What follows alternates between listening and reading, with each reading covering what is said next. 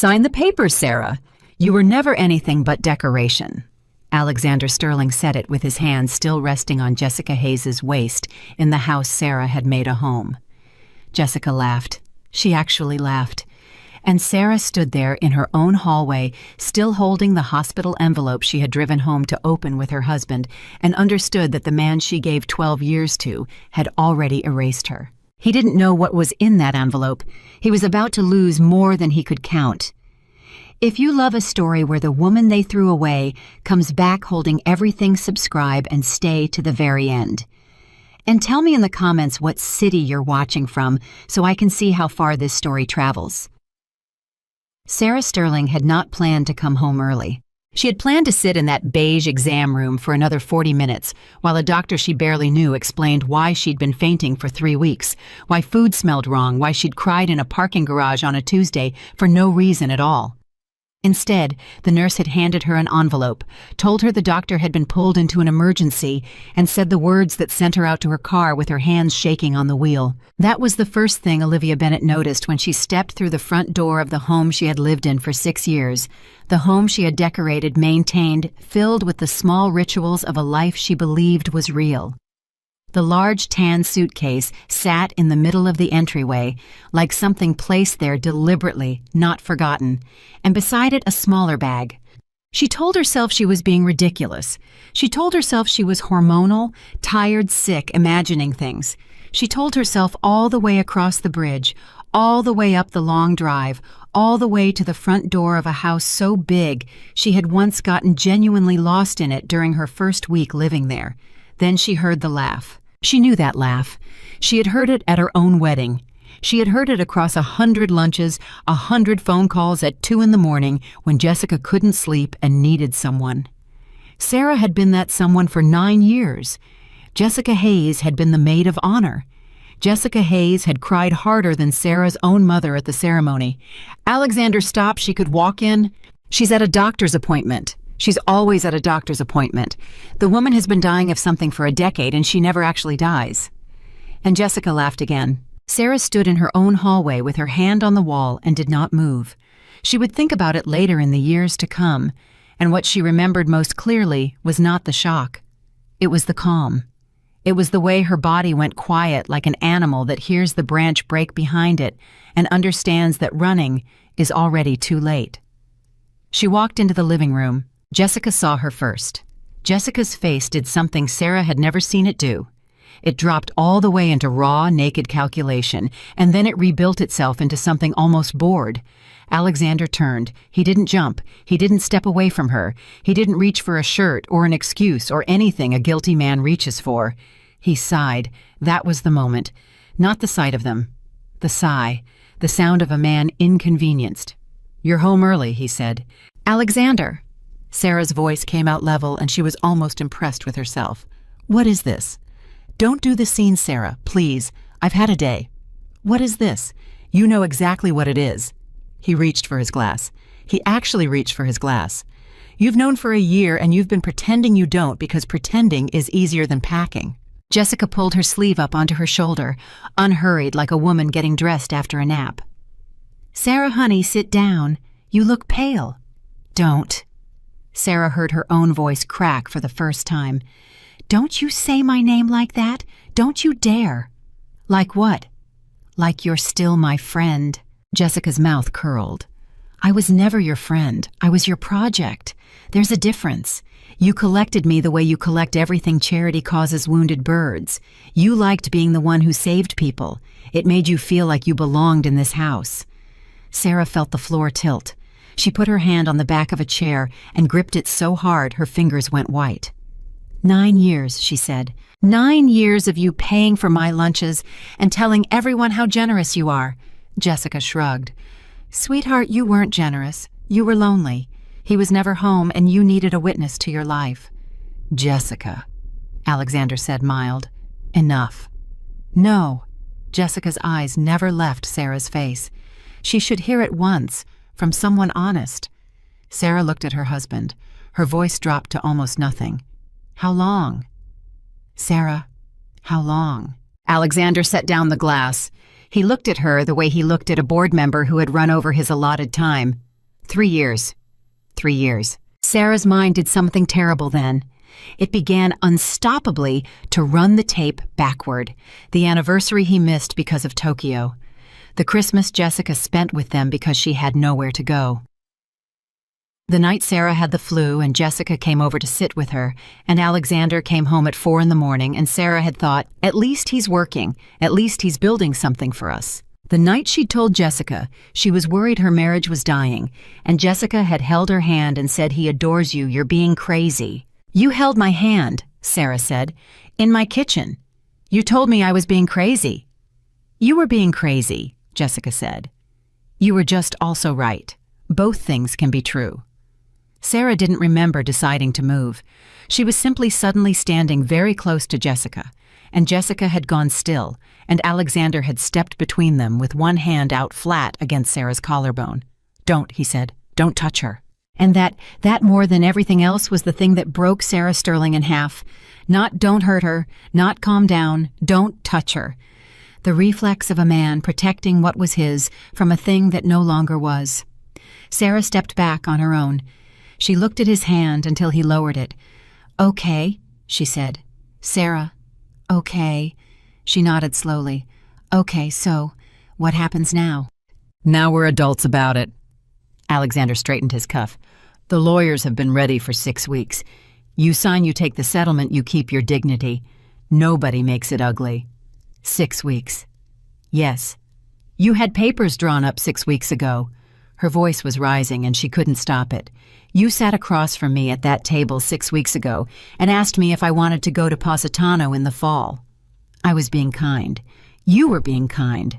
I was letting you have a good summer, Alexander said, and he sounded genuinely monstrously reasonable. Do you understand how much easier I made this for you? I could have had you served at the gala, in front of everyone. I didn't. Sarah laughed. It came out wrong, jagged, closer to a sob. Thank you, she said. Thank you so much for that. Don't be dramatic. 12 years, Alexander. She was shaking now, all of her hands and jaw and knees. I was 24. I had an offer from Halloran, full partner track. I turned it down because you sat on the edge of my bed and said, give me 3 years and I'll give you the world. I ran your first office out of a rented room. I answered the phones. I did your books. I sold your first contract. Do you remember? Do you remember who sold Merrick? Because it wasn't you. You were in the hospital with pneumonia, and I sat in that conference room for 6 hours and I closed it. Something flickered across his face. It was gone almost instantly. That was a long time ago. That was the whole reason there's a house, Sarah said. That was the whole reason there's a you. Jessica made a small sound, not quite a laugh. Something funny, Sarah said. It's just... Jessica tilted her head. This is what he always said you'd do. The resume. He said the second it ended, you'd start reciting the resume because it's all you've got. You don't have a career, Sarah. You have an anecdote about a phone call in 2013. Sarah turned to Alexander. Is that what you tell her about me? He said nothing. Is that what you tell her about me? I tell her the truth, Alexander said. You stopped growing. I didn't. That's not cruelty. It's arithmetic. And Sarah understood something in that second that she would carry for the next 5 years, like a stone in her shoe. He wasn't lying to hurt her. He wasn't performing. He believed it. He had genuinely rewritten 12 years inside his own head until she was furniture in the story of his greatness, and there was no evidence on earth that would change it because the story was load-bearing. Take it out and the whole man collapses. She stopped arguing. The lawyer arrived 20 minutes later, which meant Alexander had called him from the other room, while Sarah stood in the hallway trying to remember how lungs worked. His name was Curtis. He had been to their home 9 times. He had eaten at Sarah's table. He had told her once that she made the best short ribs in New York. He would not look at her. Mrs. Sterling. He laid the folder down and slid it across. You'll want counsel of your own. That's your right. I'm required to say it. Do I have counsel of my own? You do not currently know. Because every attorney in this city works for him. Curtis's jaw moved. I'd encourage you to read paragraph 9.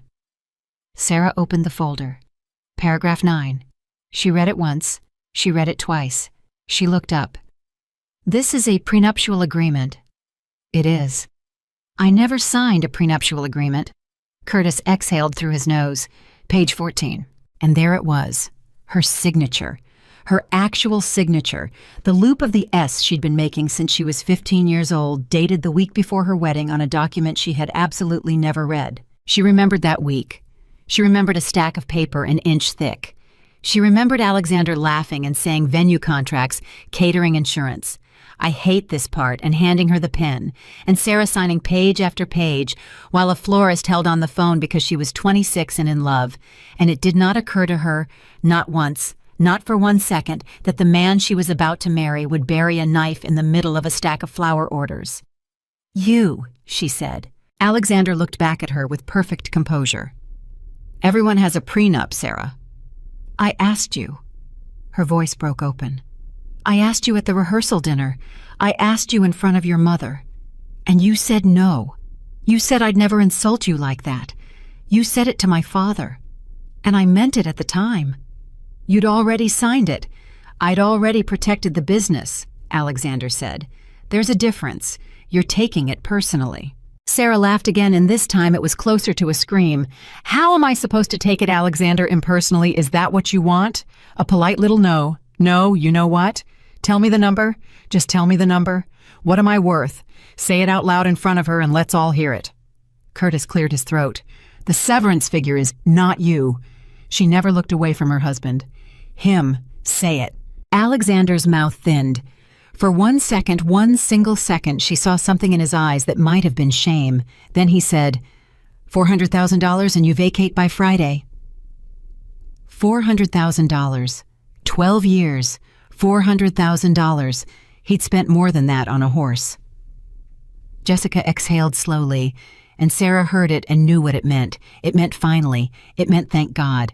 It meant a woman watching a debt get cleared. Sarah picked up the pen. Curtis actually flinched. Mrs. Sterling, I'd strongly advise Curtis. She didn't raise her voice at all. You ate my food. Don't advise me. She signed, every line, every initial. She did not cry, and she did not hesitate, and when she was done, she set the pen down very gently, like it was something breakable, and looked up at the man she had loved since she was 24. You didn't fight, Alexander said. And there it was, a crack, something in his voice she hadn't heard in years. Confusion, because he had prepared for a war. He had prepared for screaming and lawyers and a 2-year bloodbath in the papers. He had prepared to win. And she had just handed it to him in 90 seconds and taken away the only thing he actually wanted, which was the pleasure of beating her. No, Sarah said. I didn't. Why? She stood up. Her hand went unconsciously to her stomach, and she caught herself and let it drop. Because you're not worth what it would cost me, she said. She went upstairs and packed one bag. She left the jewelry. All of it. The anniversary pieces, the apology pieces, the I'm sorry about Tokyo, I'm sorry about Christmas, I'm sorry about your birthday pieces, an entire archive of guilt in velvet boxes.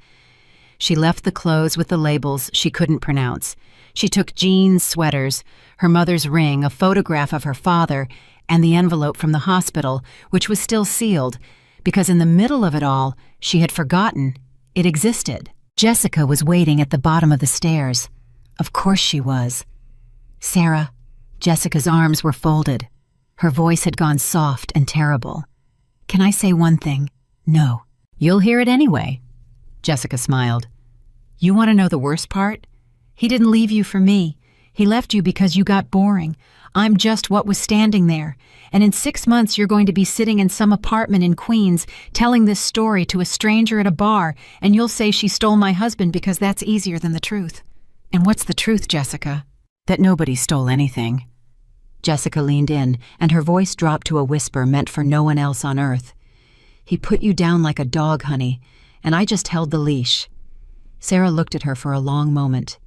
Then she said quietly, 9 years I fed you at my table. And I was hungry, Jessica said. That's all being fed ever means.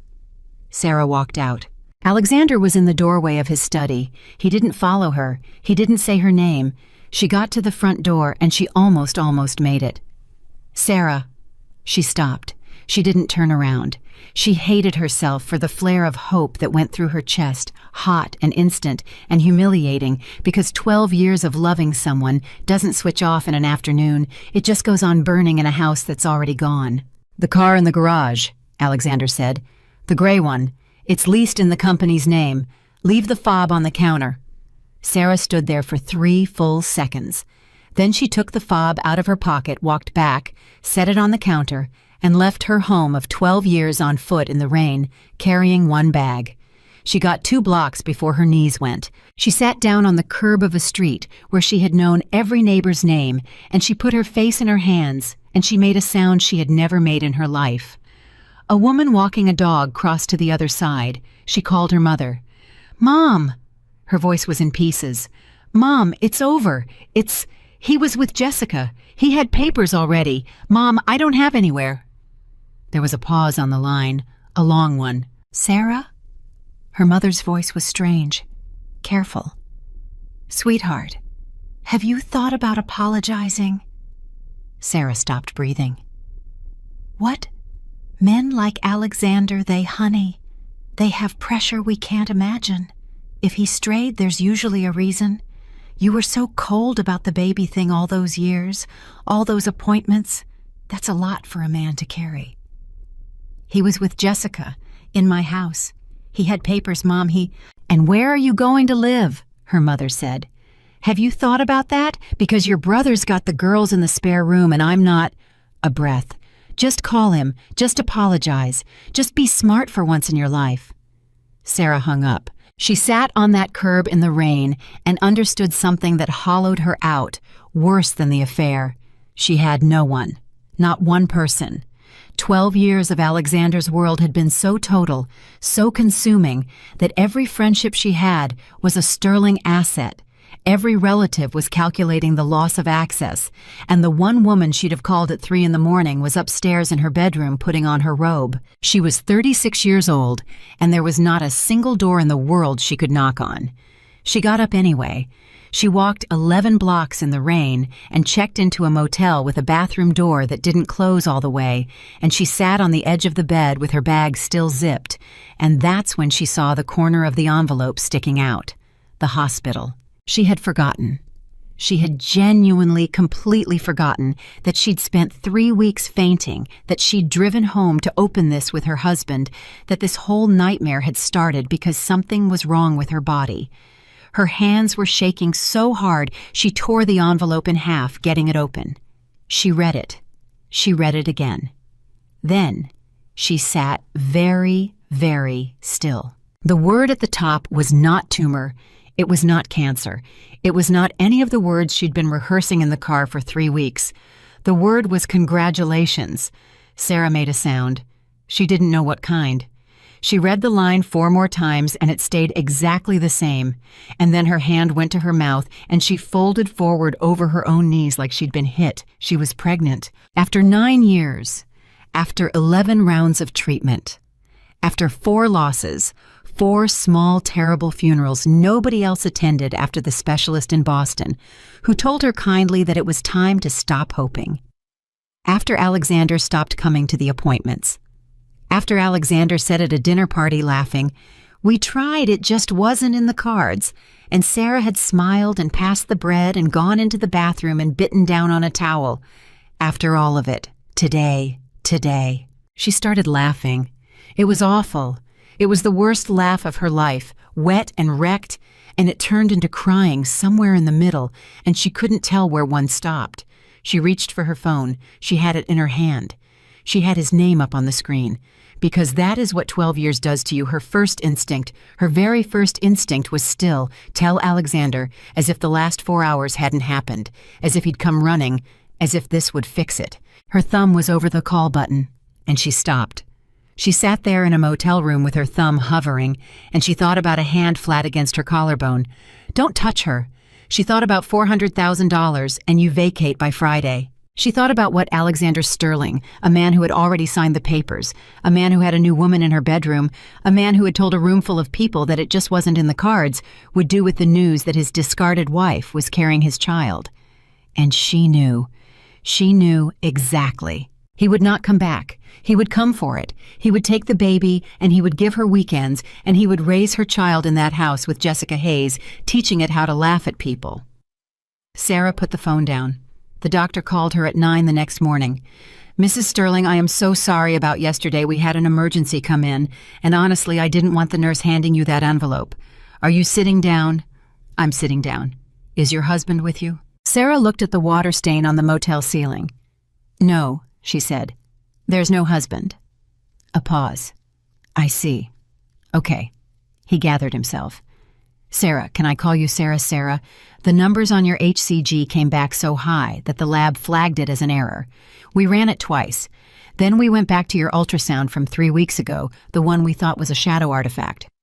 "Doctor, it wasn't a shadow." "Doctor, please just say it." He said it. Sarah didn't speak. The room went strange and bright and very far away, and she heard him saying, "Sarah, Sarah, are you there from somewhere at the bottom of a well?" "Say the number again," she whispered. 5, he said. 5 heartbeats, Sarah. All 5. I've been doing this 31 years and I've seen it twice. 5, 9 years of nothing, and then 5. "That's not possible," she said. "It's rare. It's not impossible." His voice gentled. "Sarah, I have to be honest with you because you deserve honest. This is a high-risk pregnancy, very high. Most physicians in this city would sit you down right now and talk to you about reduction, and that conversation is a legitimate one, and nobody would think less of you for it. You need specialists. You need monitoring. You need bed rest, starting in the 2nd trimester.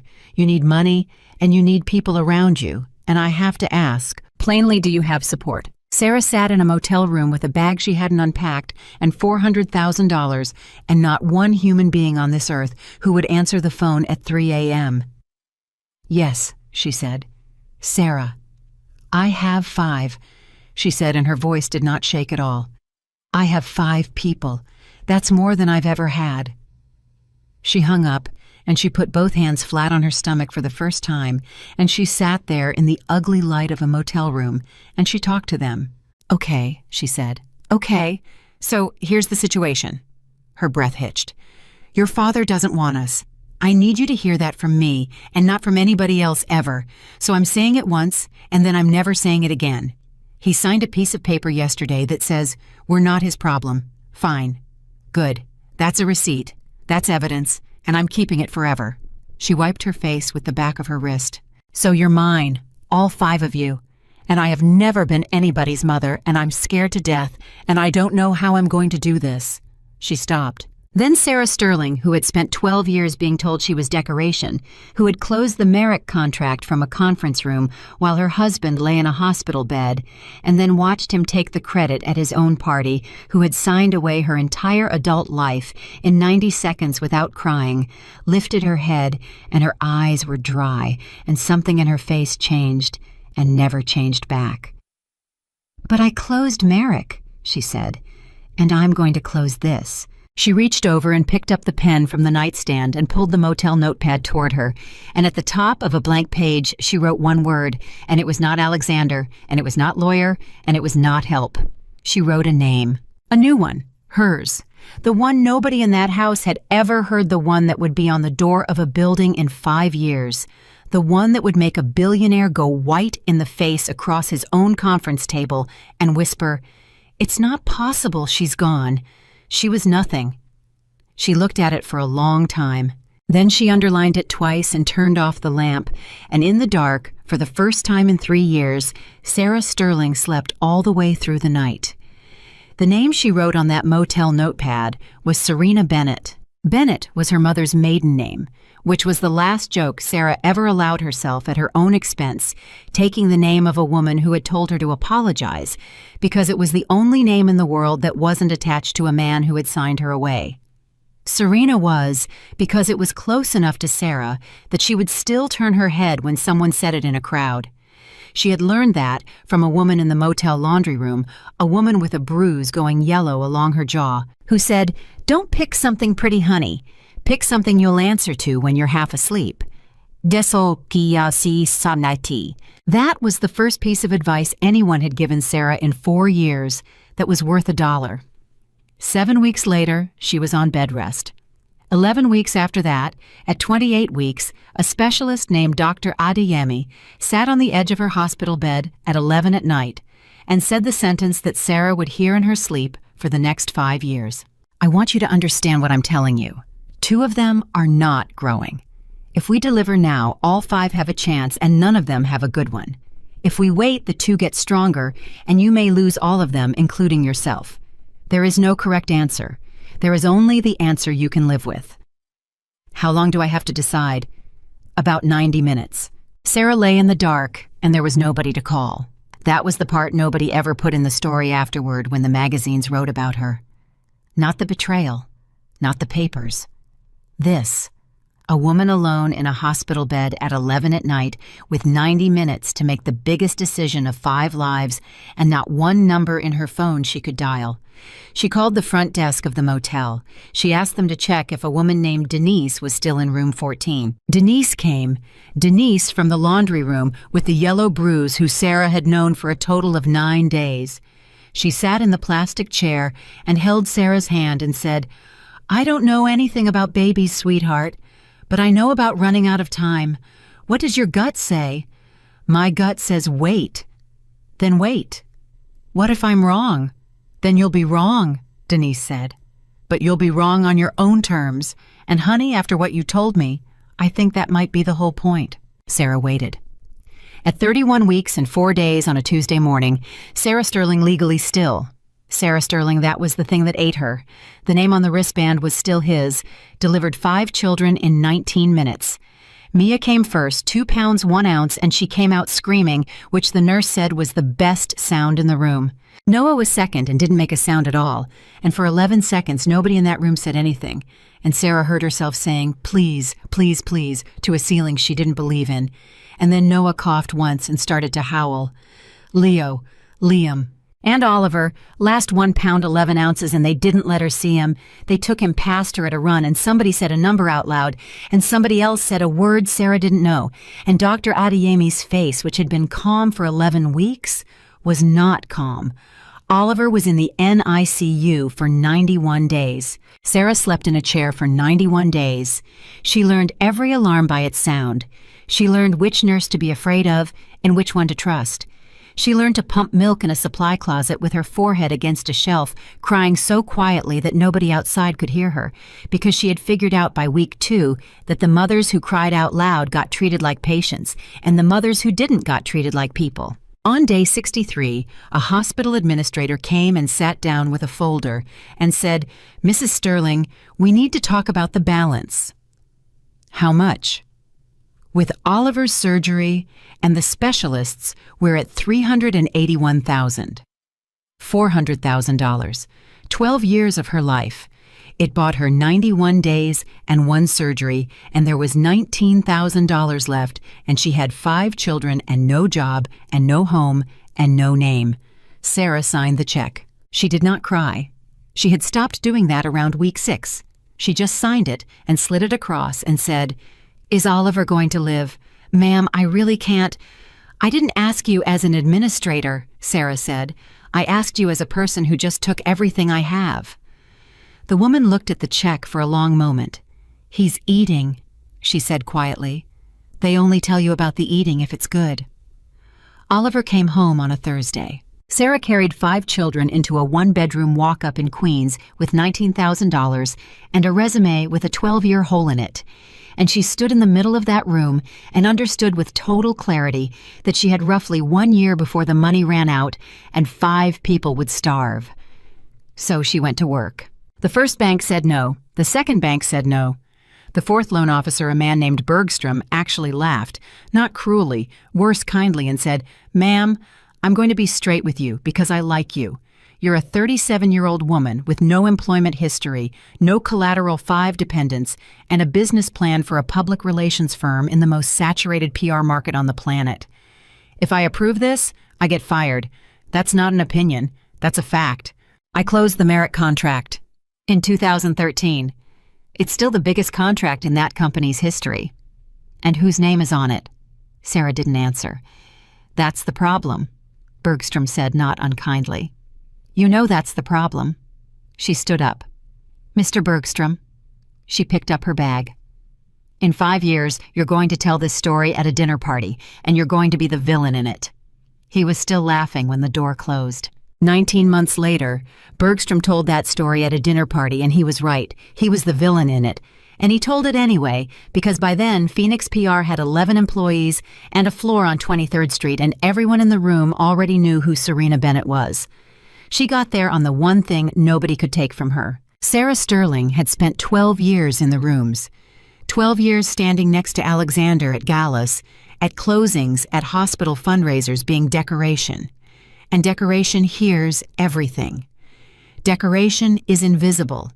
Decoration knows which CFO drinks, which chairman is quietly divorcing, which family foundation is one story away from a scandal which senator's son crashed the car. Alexander had thought she was a purse he carried into rooms. She'd been a recorder. Her first client was a restaurant group about to be destroyed by a story that wasn't even true. She took it for $4,000. She killed the story in 9 days. Her second client was a hedge fund. Her third was the wife of a man Sarah had watched from across a ballroom put his hand on a 19-year-old caterer's back in 2016. And when that woman sat down in Serena Bennett's rented office and started to apologize for wasting her time, Sarah said, "Ellen, I was there. I saw it. You're not crazy and you're not wasting my time. Now let's take him apart legally." That woman told 2 friends. Those 2 told 6. That was Phoenix. 5 years, and the woman who couldn't get $19,000 out of a bank was the person you called at 2 in the morning when your empire was on fire and you needed someone who could keep her face still. The children were 4 and a half. Mia was the one who ran the household, and everyone in it knew that, including Sarah. Mia had a clipboard. Mia had opinions about the babysitter. Mia was 4. "Mom," Mia said one morning, "Leo says we don't have a dad because he died. Is that true?" Sarah's hand stopped over the coffee. 5 years. 5 years, and she had built an entire company, and she had never once figured out what she was going to say when this exact sentence arrived at her kitchen table on a Tuesday. "No," she said. "That's not true." "So he's alive?" "Yes." 4 faces turned. Oliver, who never talked, who the specialist still called delayed, who was the smallest and the quietest, and the one who watched everything put his spoon down. Sarah sat down. She'd promised herself once in a motel room that she would say it one time and never again. She had also promised herself she would never lie to them. "Your father is alive," she said. "He's in this city. He signed a paper before you were born that said he didn't want a family. He didn't know about you. That's the truth, and it's important because I'm not going to let you grow up thinking he looked at you and walked away. He never saw you. He walked away from me." "Why?" Noah said. "Because I stopped being useful to him." "That's stupid," Mia said. "Yes," Sarah said. "It is. Are we ever going to meet him?" And Sarah, who had rehearsed 1,000 answers over 5 years, who had a whole speech prepared about how a father is someone who stays, looked at 5 children she had carried alone and delivered alone and fed alone and heard herself say something she hadn't planned. "I don't know." Mia frowned. "You know everything." "Not that." Oliver got down off his chair. He came around the table and he put his hand flat on his mother's arm, and he didn't say anything because Oliver didn't, but he stood there until she breathed out. That was a Tuesday. 11 days later, Alexander Sterling's empire started to burn. It started with Jessica, which was the part that would have been funny if it weren't so tediously predictable. Jessica Hayes had married him 14 months after Sarah walked out a wedding in Positano, which was a detail Sarah read in a magazine at a pediatrician's office and had to put down and walk outside for 10 minutes. And Jessica had spent 4 years doing exactly what she'd always done, which was take. Except now, she had signature authority. The story broke on a Thursday. A journalist named Dana Reyes at a mid-sized business outlet published 1,100 words about the Sterling Foundation, and specifically about $4.6 million that had gone out of a children's charity and into a series of vendors that did not appear to exist, and every one of those vendors had been onboarded by the same person. Alexander's stock lost 9% by lunch. By the following Monday, 2 board members were gone. By Wednesday, the Merrick renewal, the contract, Her contract, the one that had built the whole house, was publicly under review. By Friday, a second story dropped, and this one had photographs. Alexander went on television and did the worst interview of his life. Sarah watched it in her kitchen with the sound low while she made grilled cheese for 5 people. She hadn't seen his face in 5 years. She had prepared for this her entire adult life, had imagined it 1,000 times, and what she actually felt standing there with a spatula in her hand was almost nothing. He looked old, that was all. He looked old, and he was doing the thing he did when he was frightened, which was talk too fast and use the word frankly. And Sarah watched him and thought with complete detachment, "You're going to lose everything, and you're going to lose it because you're saying frankly."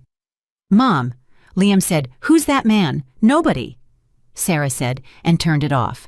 12 days later, at 9:14 in the morning, Sarah's assistant, Priya, knocked once and came in without waiting, which she never did. "There's a walk-in. Tell them to call." "Serena." Priya's voice was strange. "It's Alexander Sterling." The pen in Sarah's hand did not move. 5 years.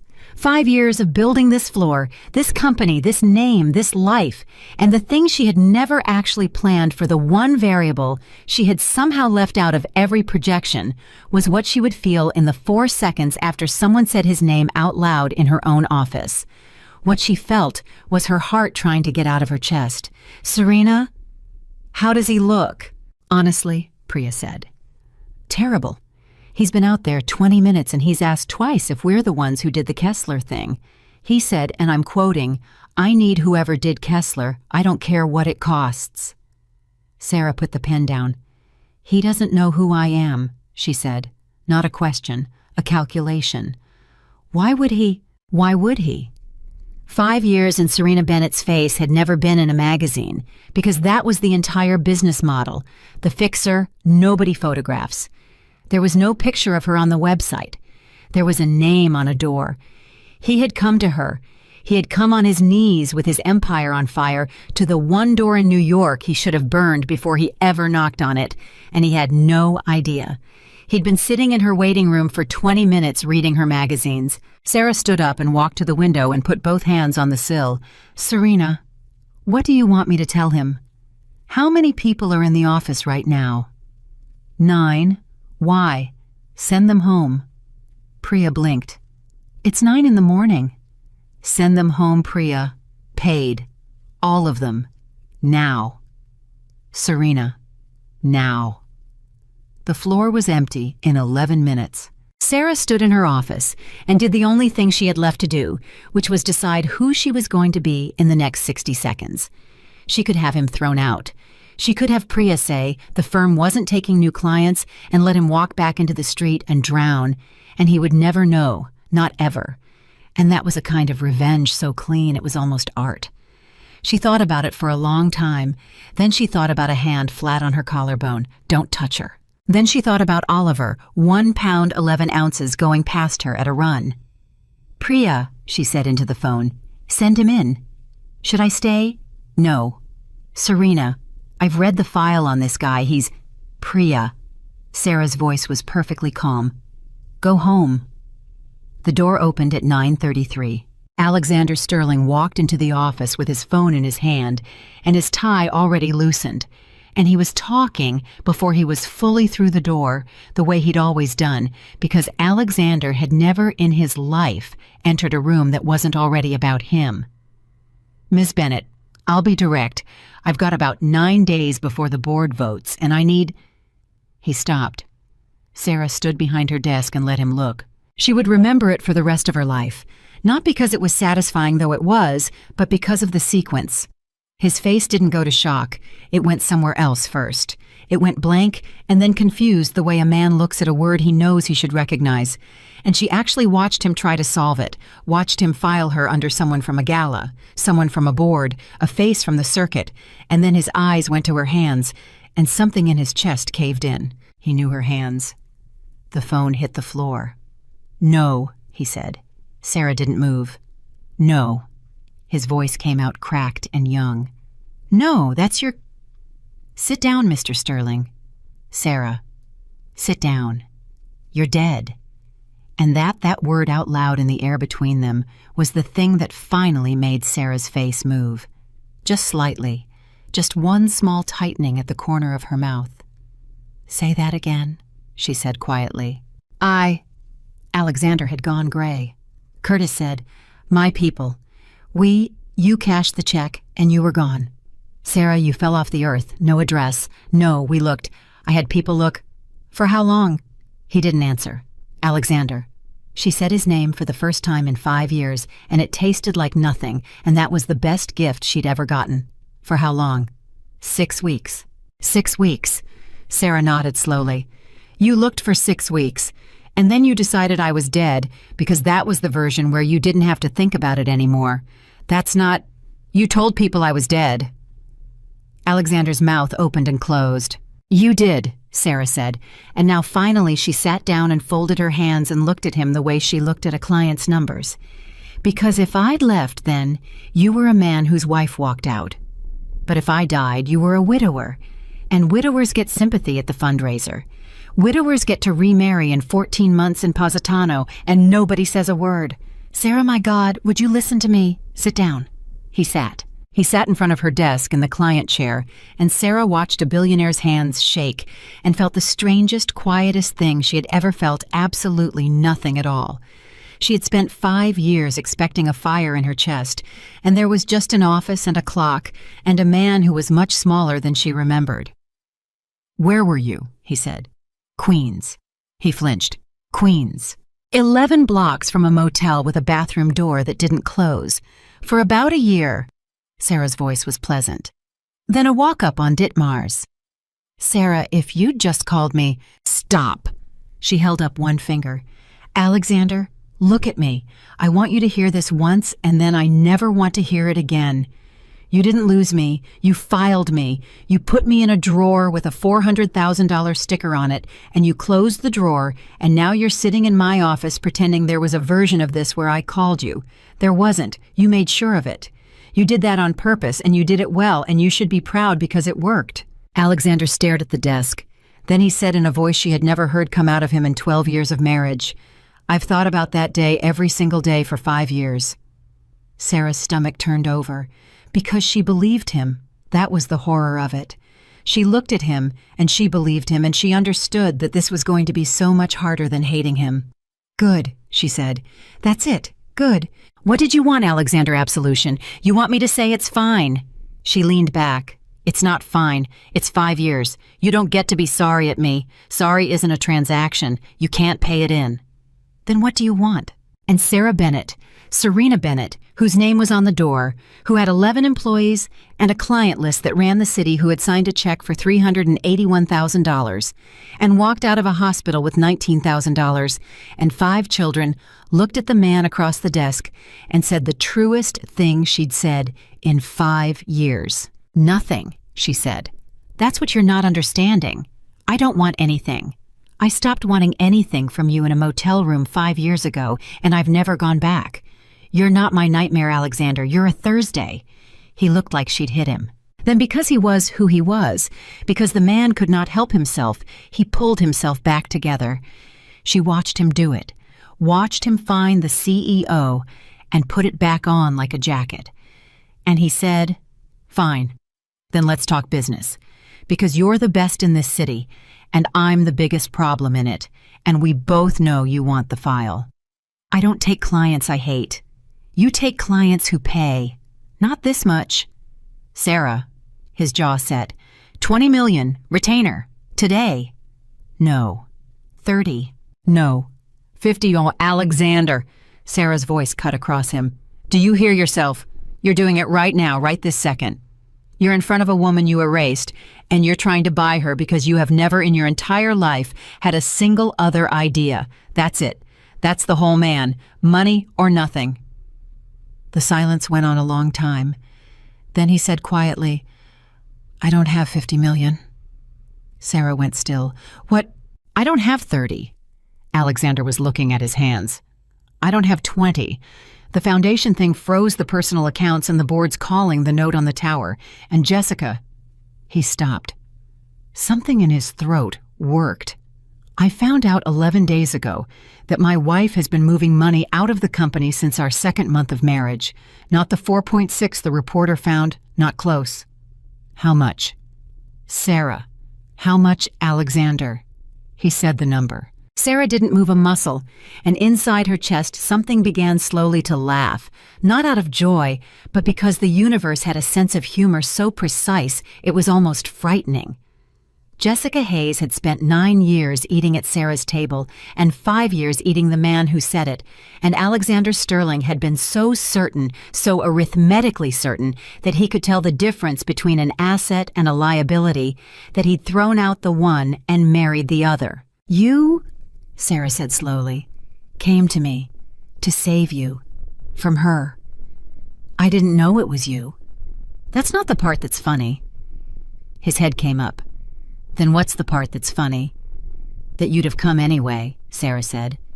"If you'd known it was me, you'd still have come, because you'd have thought I'd help you." Alexander said nothing, which was the answer. Sarah stood. She walked to the window, and she stood with her back to the most dangerous man she'd ever known, which 5 years ago would have been unthinkable, and now was simply Wednesday, and she said, "Get out." "Sarah, get out of my office." "Sarah, please." "You have 9 days," she said. "Spend them somewhere else." She heard him stand. She heard him pick up his phone off the floor. She heard him get all the way to the door. And then she heard him stop. "Sarah." "What? Whose is the drawing?" Everything in Sarah's body went cold. She turned around very slowly. Alexander Sterling was standing at her door, and he wasn't looking at her. He was looking at the wall beside it, the wall she walked past 40 times a day and never saw anymore, at a piece of paper, in a cheap frame, a child's crayon drawing 6 stick figures holding hands under a yellow sun, 5 small ones, 1 big one, and in the corner, in enormous wobbling letters, 5 names. Alexander's face had gone the color of paper. "Sarah," he said. "Whose is the drawing?" "A client's," Sarah said. "Sarah. You're standing in a public relations firm, Alexander. There are drawings all over this floor. People bring their children when they're about to lose everything because there's nowhere else to put them." He didn't move. "Read me the names," he said. "Get out. Read me the names. You have 9 days and you're spending them on a piece of construction paper." Alexander lifted his hand and touched the glass over the frame, and Sarah watched a man who had never in his life been careful with anything be careful with that. "Mia," he said. "Noah, Leo, Liam, Oliver. Congratulations, you can read." 5. "Alexander, there are 5 of them," he said, "and 1 of you." "One of who?" "It's a stick figure. It's a crayon. You're having a breakdown in my doorway over a crayon." "Then why are your hands shaking?" Sarah looked down. That was the thing that undid her. 5 years of a face that didn't move, 5 years of sitting across from men who lied for a living and never once giving them a flicker, and her body had gone and betrayed her over a drawing she'd stopped seeing in 2019. She put her hands behind her back, slowly, deliberately, and she let him see her do it. "Get out of my office," she said. Alexander didn't. He turned around and he looked at her, and something had happened to his face. The CEO was gone, the jacket was off. What was underneath was a 49-year-old man standing in a doorway with his mouth open, doing arithmetic. "You were sick," he said, "that last month. You were fainting. You went to the doctor that day." "Alexander, that's where you were, that morning. That's why you came home early." "Alexander, what was in the envelope?" The room went very quiet. "What envelope?" Sarah said. "You had an envelope." His voice climbed. "In your hand, in the hallway. You were holding a white envelope, and I remember it because it was the only thing you didn't put down. You signed 14 pages one-handed. Sarah, you signed my papers holding an envelope. You remember that." "I remember everything." "You remember an envelope." Sarah's voice cracked wide open, and 5 years of glass went with it. "You remember an envelope. You don't remember me asking you what it was. You don't remember me standing in that hallway for 4 hours before you walked in, and I was ready to tell you something, and you sighed at me." She stopped. Too late. Both of them knew it was too late. Alexander said very quietly, "Tell me what was in it." "Nothing was in it." Sarah. Nothing, she said, was in it. Because whatever was in it, you signed it away, and you gave me $400,000 and you told me to leave the car keys on the counter. Oh my God. Get out. Oh my God. Get out of my office. She had never once in 5 years raised her voice on that floor. Not with a client screaming at her, not the night the Kessler story nearly ran, not ever. Her people would have told you Serena Bennett didn't have a raised voice. That was the whole legend. She'd sent them all home. That was the only mercy in it. Alexander stood there with his phone in his hand at 9:41 in the morning, and he did not shout back. He looked at her the way a man looks at the wreck of his own car. How old are they? He said. Leave. How old are they, Sarah? You want to know how old they are? She came around the desk. Fine. Here's a better question. Where were you when a woman gave birth to 5 children at 31 weeks in a public hospital in Queens with a stranger from a motel holding her hand? That's a question with an answer, Alexander. That's a real question. Where were you? Alexander's face was white. Say it, she said. You know exactly where you were. Say it. Positano. Say the rest.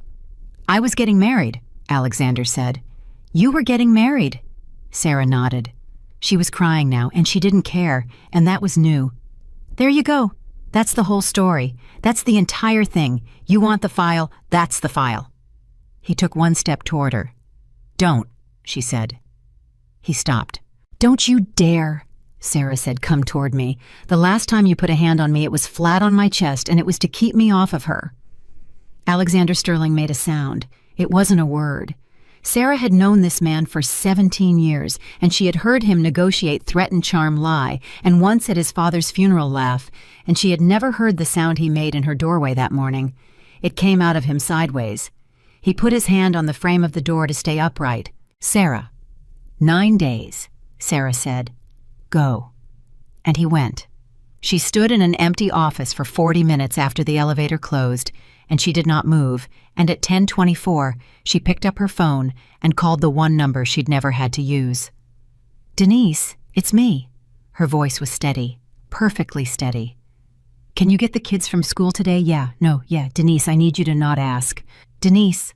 At 11:15 that same morning, Alexander Sterling walked into Curtis Vale's office without an appointment and put his hands flat on the desk.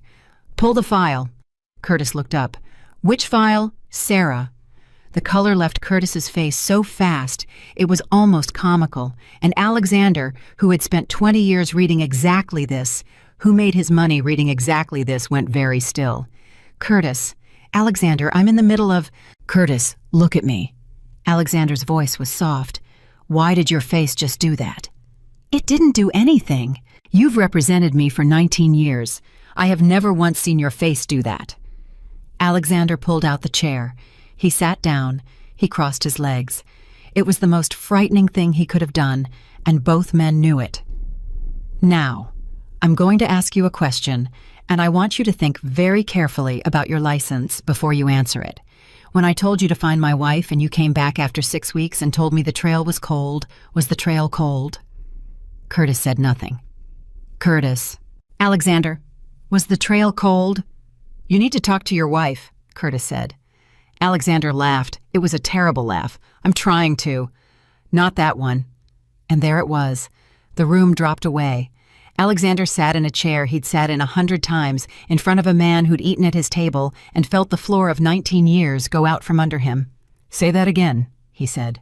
I'm going to say one sentence, Curtis said, and then you're going to leave, and if you ever repeat it, I will deny it under oath and I'll win.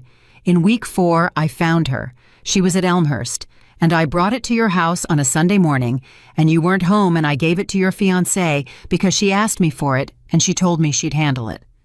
Alexander didn't move. That's the sentence, Curtis said. You gave it to Jessica. She was going to be your wife, Alexander. You gave a hospital address, Alexander said, for a woman I was looking for, to the woman who wanted her gone. Curtis had nothing.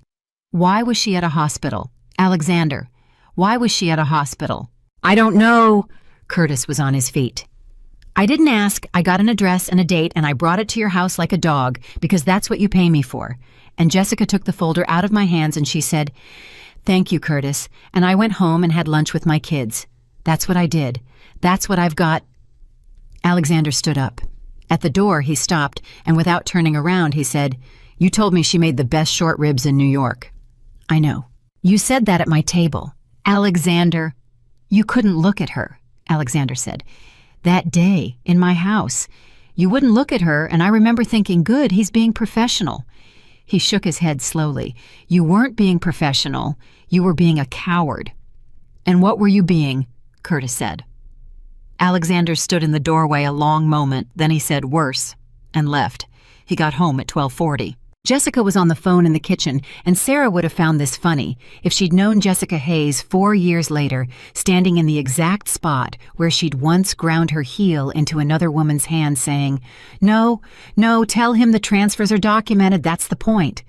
And then she looked up and saw her husband's face and hung up mid-sentence. "You're home." Alexander set his keys on the counter. "Alexander." "Week 4, he said. Jessica's expression did not change. That was the thing. Sarah had seen it once 5 years ago for half a second, and Alexander saw it now for the first time in his life, the drop all the way down into something with no floor. "I don't know what that means," she said. "Curtis brought you a folder." "Baby. Elmhurst Hospital." Alexander's voice was so calm it frightened her. "Week 4, you took it out of his hands and you told him you'd handle it." Jessica put her phone face down on the counter. "Yes," she said. Alexander had prepared for a fight. He'd driven 40 minutes preparing for the denial, the tears, the how dare you. What he had not prepared for, not for 1 second, was yes. Yes. "Yes, I took it. What do you want, a confession?" "Fine, I took the folder. I burned it in the sink." Jessica folded her arms. "And you should thank me, because you were 3 weeks from crawling back to her, and we both know it. You were a mess, Alexander. You wandered around this house saying her name in your sleep. I saved you. You saved me. From yourself, yes. She was in a hospital." "So," Jessica's chin came up. "People are in hospitals. She'd been dying of something for a decade, remember? That was the whole personality." Alexander looked at his wife. And in that moment, this is the part he would never be able to explain to anyone. Not to Sarah, not to a lawyer, not to himself at 4 a.m. for the rest of his life. What horrified him most was not what Jessica had done. It was that she was quoting him. She'd been dying of something for a decade. He'd said that. In this house. With his hand on Jessica's waist 10 minutes before Sarah walked into the room. He'd made that joke, and his wife had kept it and taken it out 5 years later like a party favor, and it fit her mouth perfectly because he had given it to her. He had built this woman out of his own sentences.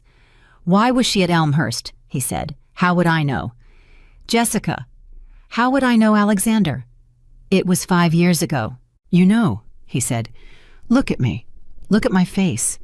You know, and you've known for 5 years, and you've been in this house in my bed, and you've known." Jessica went to the window. "Say it. You're being hysterical. Say it." "She had 5 babies." Jessica spun around and it came out of her in a shriek. "Okay, is that what you want? She had 5 babies, Alexander, and they're yours. And I've known since the day the folder came, and I would do it again. I'd do it again right now today in front of you because you'd have gone back to her. You know you would. You'd have gone back for the babies, and I'd have been the girl you had a thing with, and I was not going to be that. Not after 9 years of eating that woman's food and telling her she was interesting." The house was quiet. 9 years. Alexander said. 9 years. You hated her for 9 years and you never told me. You didn't want to know? Jessica laughed wet and ugly. God, you're so stupid. You think I fell in love with you at some gala I picked her Alexander in 2011 at a fundraiser. I looked around that room and I found the loneliest woman with the richest husband, and I sat down next to her and I let her save me, and I waited 9 years. Alexander stared at her. That's not a marriage, he said. That's a hunt. That's the same thing. You just never had to know that before. And that was when Alexander Sterling understood finally at 12:56 in the afternoon on a Wednesday exactly what Sarah had meant in a hallway 5 years earlier when she said 12 years. Because he was standing in his own kitchen, doing the things she had done running the tape backward, watching every single memory turn into evidence, and it took 11 seconds, and it took everything. The 4.6 million, he said. What about it? There's no 4.6 million, is there? Jessica's mouth opened. You've been moving money since month 2, Alexander said. I found that 11 days ago, and I thought I was catching you. But you're not stealing from me. You're leaving. That's an exit. You've been packing since our 2nd month of marriage. Alexander, how much is out? And you don't want to. How much is out? And Jessica Hayes told him. Alexander sat down on the floor of his own kitchen. He didn't mean to. His legs simply stopped and he went down against the cabinets and he sat there in a $9,000 suit on the tile, and Jessica stood over him and watched, and she did not help him up. You look like her, Jessica said. On the floor. It's uncanny. Alexander lifted his head. Get out of my house, he said. It's my house. There's no prenup. She smiled. You never made me sign one, sweetheart. You said, and I quote, I'd never insult you like that. At 6:15 that evening, a man with a bad haircut and a good camera stood across from a walk-up on Ditmars Boulevard, and at 6:22, he took 11 photographs of 5 children coming up the steps with a woman who was not their mother, and by 8:40, those photographs were on a phone in a hotel bar in Midtown. Alexander looked at them for a very long time. He was on his 4th drink. He had ordered a 5th and hadn't touched it. He'd hired the man at 2 in the afternoon and paid him triple to skip the paperwork, and now he sat in a bar with 11 photographs and he could not make himself scroll. He got to the 4th one and stopped, the smallest one, trailing behind the others, not talking, watching everything with his head slightly tilted. Alexander had a photograph of himself at that age. It sat in his father's study for 30 years. Same tilt, same everything. He put the phone down and put both hands over his face in a bar full of people and cried for the first time since he was 14 years old. At 7:04 the next morning, he was outside the school, not near it. Across the street in a car that cost more than the building, and Sarah saw him from a block away, and something in her chest went absolutely arctic. She got the children inside. She walked back out. She crossed 4 lanes of traffic without looking, and she knocked on his window with one knuckle. The glass came down. Sarah, drive away. I just want to... You are 200 feet from a school, Sarah said. And if you are here at 3:15, I will call the police, and I will not care what it does to you, and I will not care what it does to them, because they don't know who you are, Alexander. They don't know your face. You are a man in a car. Alexander's hands were on the wheel. Oliver. Sarah stopped breathing. The small one, he said. The one at the back. What's wrong with him? Nothing is wrong with him. He doesn't talk. How do you... And then she saw it. The photographs. She saw them in his face. You had someone watch my children. Sarah, you had a man photograph my children on my street. I didn't know how else to... That's what you are. It tore out of her on a public sidewalk at 7:09 in the morning. That's what you've always been. You don't ask. You acquire. You saw something you wanted, and you had a man go get it. Do you understand that you just did the single thing that guarantees, I will never as long as I live? He's got my father's tilt, Alexander said. Sarah stopped. In the 4th picture. Alexander was looking straight ahead through the windshield, and his voice was in pieces. He stands like my father. He's 4 years old, and he stands like a man who died before he was born, and I've got Sarah. I've got the photograph. It's in a box in a storage unit in Yonkers because she wouldn't have it in the house, and I sat in a bar last night for 6 hours because I couldn't... He stopped. Sarah, he said, there are 5 of them. I know how many there are. You had 5 babies. I know. By yourself. Alexander. At 31 weeks, he said. You said 31 weeks. I looked it up.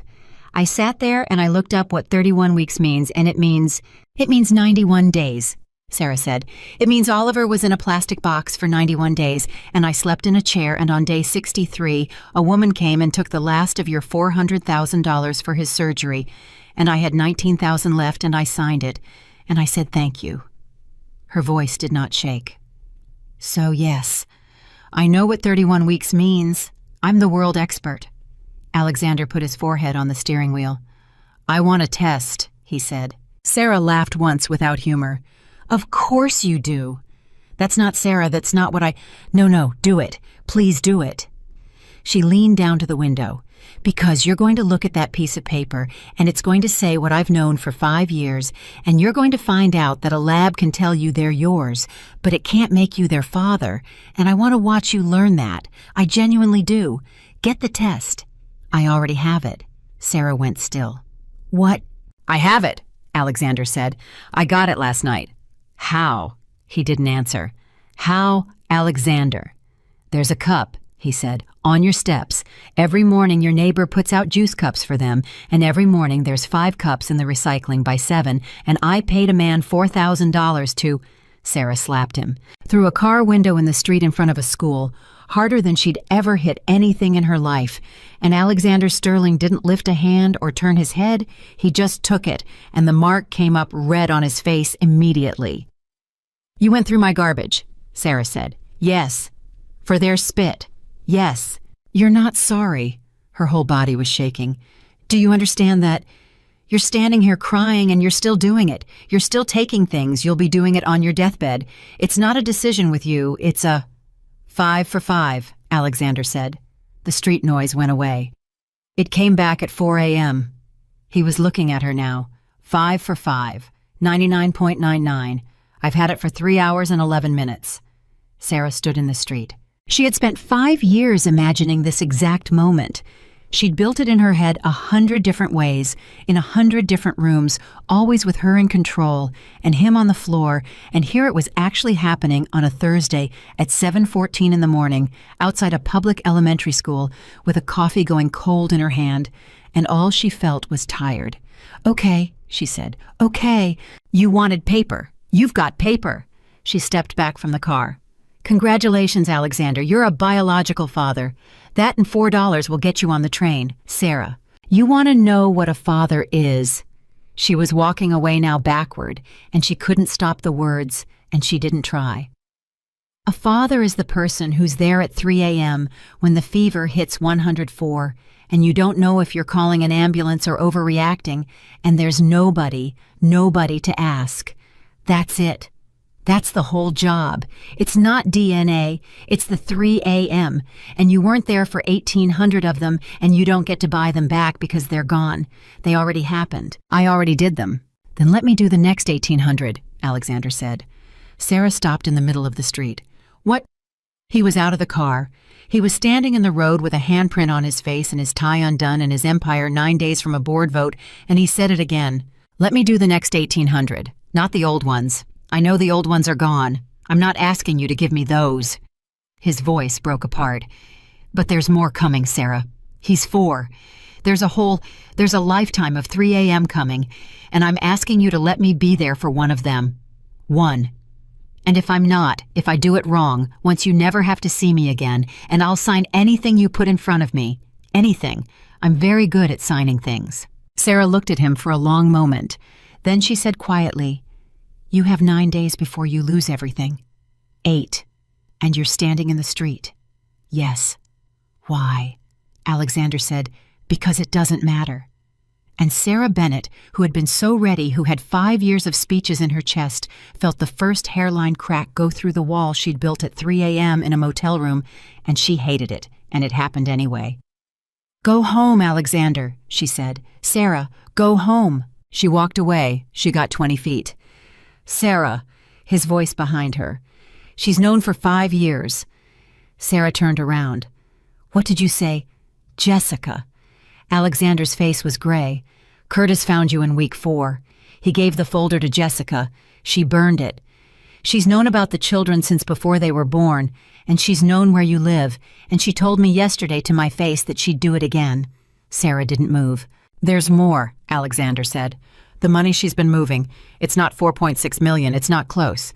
And Sarah, she's not stealing to be rich. She's stealing to leave. She's been packed for 4 years, which means when this breaks, and it's going to break in about a week, she's going to run. And when a person like that runs, they take something, Sarah said. They looked at each other across 4 lanes of traffic. And at 7:41 that morning, 3 blocks away, a woman in a black car watched 5 children file through a set of double doors and wrote down the time and underlined it twice. The woman in the black car had a name, and it wasn't Jessica Hayes. It was Marisol Ortega, and she was 44, and she had been a licensed private investigator in the state of New York for 11 years, and she wrote down the time 7:41 because that was the job. She had been hired on Monday by a woman who paid in cash and said she was a stepmother worried about custody. Marisol had done 9 of these.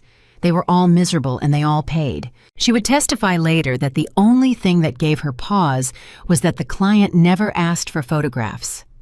Every other client wanted photographs. This one wanted times.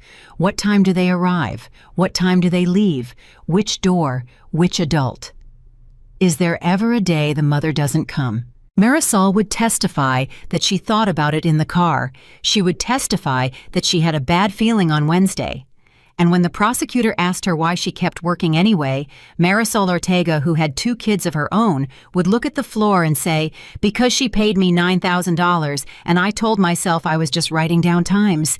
That was the day the courtroom went quiet, but that was later. At 8:02 that Thursday morning, Sarah walked into the school office and told the principal she was pulling all 5 children out for the rest of the week. "Ms. Bennett, it's April. If this is about the testing, it's not about the testing. Then can I ask?" No. Ronald Petrie had been a principal for 22 years, and he'd been a teacher before that, and he looked at the woman in front of his desk, and he did the math on her face. "Is somebody a danger to those kids?" Sarah's jaw moved. "Ms. Bennett," he lowered his voice, "I'm required to ask. And if you say yes, I'm required to do things, and some of those things are good, and some of them are paperwork, and I'd rather help you than file. So I'm going to ask you a different way. Off the record. Is there anybody I should be looking for at my door?" Sarah looked at him for a long moment. "There's a man," she said. "About 50. Dark hair. Very expensive car." "Okay. He's not the danger." Petrie's eyebrows went up. "Then who is?" "I don't know yet," Sarah said. "That's the problem." At 9:15, she was back on her own floor, and she did something she had never done in 5 years of running Phoenix PR. She called all 9 of them into the conference room, and she told them the truth. "My name is Sarah Sterling," she said. "I changed it 5 years ago. The children are Alexander Sterling's. He didn't know until yesterday. Jessica Hayes has known since before they were born." The room did not make a sound. Priya was the first one to speak, and what she said was, "The Kessler thing, 2 years ago, when you took that file at midnight and you wouldn't let anybody else touch it." "Yes. That was a woman whose husband hid a child from her." "Yes." "You've been doing this on purpose," Priya said slowly, "for 5 years. Every file. You pick them." Sarah didn't answer. Nathan, the youngest, 26, said, "So what do we do?" "Nothing," Sarah said. "That's why I'm telling you. This is not a Phoenix matter. Anyone who touches it puts their license and their name on a personal grudge. And I'm not doing that to you. You're going to keep working the client list, and I'm going to handle this alone. And if anybody wants to leave today with a reference, I'll write it myself, and it'll be the best thing you ever read." Nobody moved. "That wasn't a speech," Sarah said. "The door's right there." Priya folded her arms. "Serena, Sarah, whoever you are." "Yes." 9 of us in this room have exactly one skill," Priya said. "We find the thing people buried. That's it. That's what you taught us. And you're standing here telling us a woman buried 5 babies and a hospital bill for 5 years, and you want us to go answer emails." Sarah opened her mouth. "I'm going to say this thing nobody says to you," Priya went on. "You do this for strangers. 9 years that woman ate at your table. Somebody's got to do it for you, and it turns out it's us, and you don't actually get a vote because you gave us the training." Sarah sat down on the edge of the table. For the first time in 5 years, she couldn't make a sentence come out. "Okay," she said finally. "Okay, then here's what I need." At 11:40, she was in a diner in Sunnyside with Curtis Vale. He'd aged. That was the first thing she noticed. 5 years, and the man looked 70. "You came," she said. "You called." "I called 19 times over 5 years, Curtis. You never picked up once." Curtis put both hands around a coffee cup he wasn't drinking. "I know," he said. "So why today?" "Because he came to my office yesterday and asked me if the trail was cold," Curtis said. "And I looked him in the face, and I heard myself say a sentence I'd been carrying for 5 years, and Sarah, the relief of it." He stopped. His voice had gone thick. It was like putting down a piano. Don't do that. Do what? That. Sarah's voice was flat. Don't sit across from me and tell me how heavy it was for you. I'm not your priest and I don't want your relief. I want your files. Curtis flinched. Then slowly he nodded. That's fair. I don't need it to be fair. I need the files. They'll disbar me. Yes. That's it, yes. Curtis? Sarah leaned forward. You have spent 5 years telling yourself you were a good man in a bad job. Here's the bill. You either pay it or you don't. But don't ask me to make it cheaper for you. I signed my life away at your table in 90 seconds and you handed me the pen. The diner was loud around them. Curtis Vale sat in it for a long time. Then he reached into his coat and put a phone on the table. That's the old one, he said. I kept it. Everything's on it. Every text she sent me for 6 weeks in 2020 asking about you. Every one. Sarah looked at the phone. Why did you keep it? Because I'm a lawyer, Curtis said. We don't keep things out of guilt. We keep them because someday somebody's going to try to make it all our fault, and I wasn't going down alone. He laughed, and it was awful. That's the honest answer. I didn't save it for you. I saved it for me. Good, Sarah said and picked it up. Now it's for me. At 2:20 that afternoon, Priya knocked on the office door, and she was white. Serena, the insurance. What insurance? Yours. Priya put a page down. Sarah, when you left, you were on the Sterling Group plan. Spousal coverage. Under the divorce, under the actual signed agreement, you had 90 days of continuation. It's in paragraph 12. You had 90 days. Sarah went very still. I had no coverage. I know. Priya, I had no coverage. I know because I asked. I called the hospital from a supply closet, and a woman told me the policy was terminated, and I assumed he'd... He didn't, Priya said. Look at the request. Look at who signed it. Sarah looked. The termination request was dated 11 days after Sarah walked out of that house. It was signed by an authorized administrator on the Sterling Group corporate plan. Jessica Hayes. She wasn't even married to him yet, Priya said. She was a fiancée with signature authority, and she went into the HR portal, and she pulled you off the plan, and Sarah, the file has a note. It's a required field. She had to type a reason. What's the reason? Priya couldn't say it. Priya, what's the reason? No longer needed, Priya said. Sarah put the page down. She stood up. She walked to the window. She put both hands on the sill exactly the way she had 5 years of Wednesdays, and she looked out at a city that had almost eaten her, and she did the math out loud in a voice that had nothing in it at all. $381,000, she said. Sarah, that's what she cost me. That's exactly what she cost me. If I'd had the 90 days would have covered Oliver's first surgery and the NICU through the transfer, and I'd have walked out of that hospital with $380,000, and I wouldn't have spent 19 months living in a walk-up eating rice so 5 kids could have milk. Her voice did not rise. She didn't steal my husband, Priya. I gave her that. He was garbage. She stole my children's food. There's more, Priya said. Sarah turned. There's a visitor log, Priya said. Elmhurst, NICU is restricted access. Everybody signs it's a legal record, and they keep it 7 years. She swallowed. She's in it. Sarah heard her own heartbeat. Say it again. Jessica Hayes signed into the neonatal intensive care unit at Elmhurst Hospital on a Sunday in week 4. She listed her relationship as family. She was on that floor for 18 minutes. The room went sideways. Sarah put a hand on the desk. I was there, she whispered. Priya, I was there for 91 days. I never left. I slept in the chair. You didn't. Once. Priya's voice cracked. Day 26. You told me the story at the Christmas party 2 years ago, and I never forgot it because I went home and cried. You said a nurse made you go outside for 20 minutes because you hadn't seen daylight in a month, and you sat on a bench and you were so scared the whole time that you counted the seconds. Sarah couldn't breathe. Sunday, she said. Day 26 was a Sunday. Yes. She stood over him. Yes. She stood over my son while I sat on a bench outside counting to 1,200. Sarah, I'm so sorry. What did she do? Sarah's voice had gone to a place Priya had never heard. Priya, 18 minutes. What did she do? I don't know, Priya said. The log only has the times.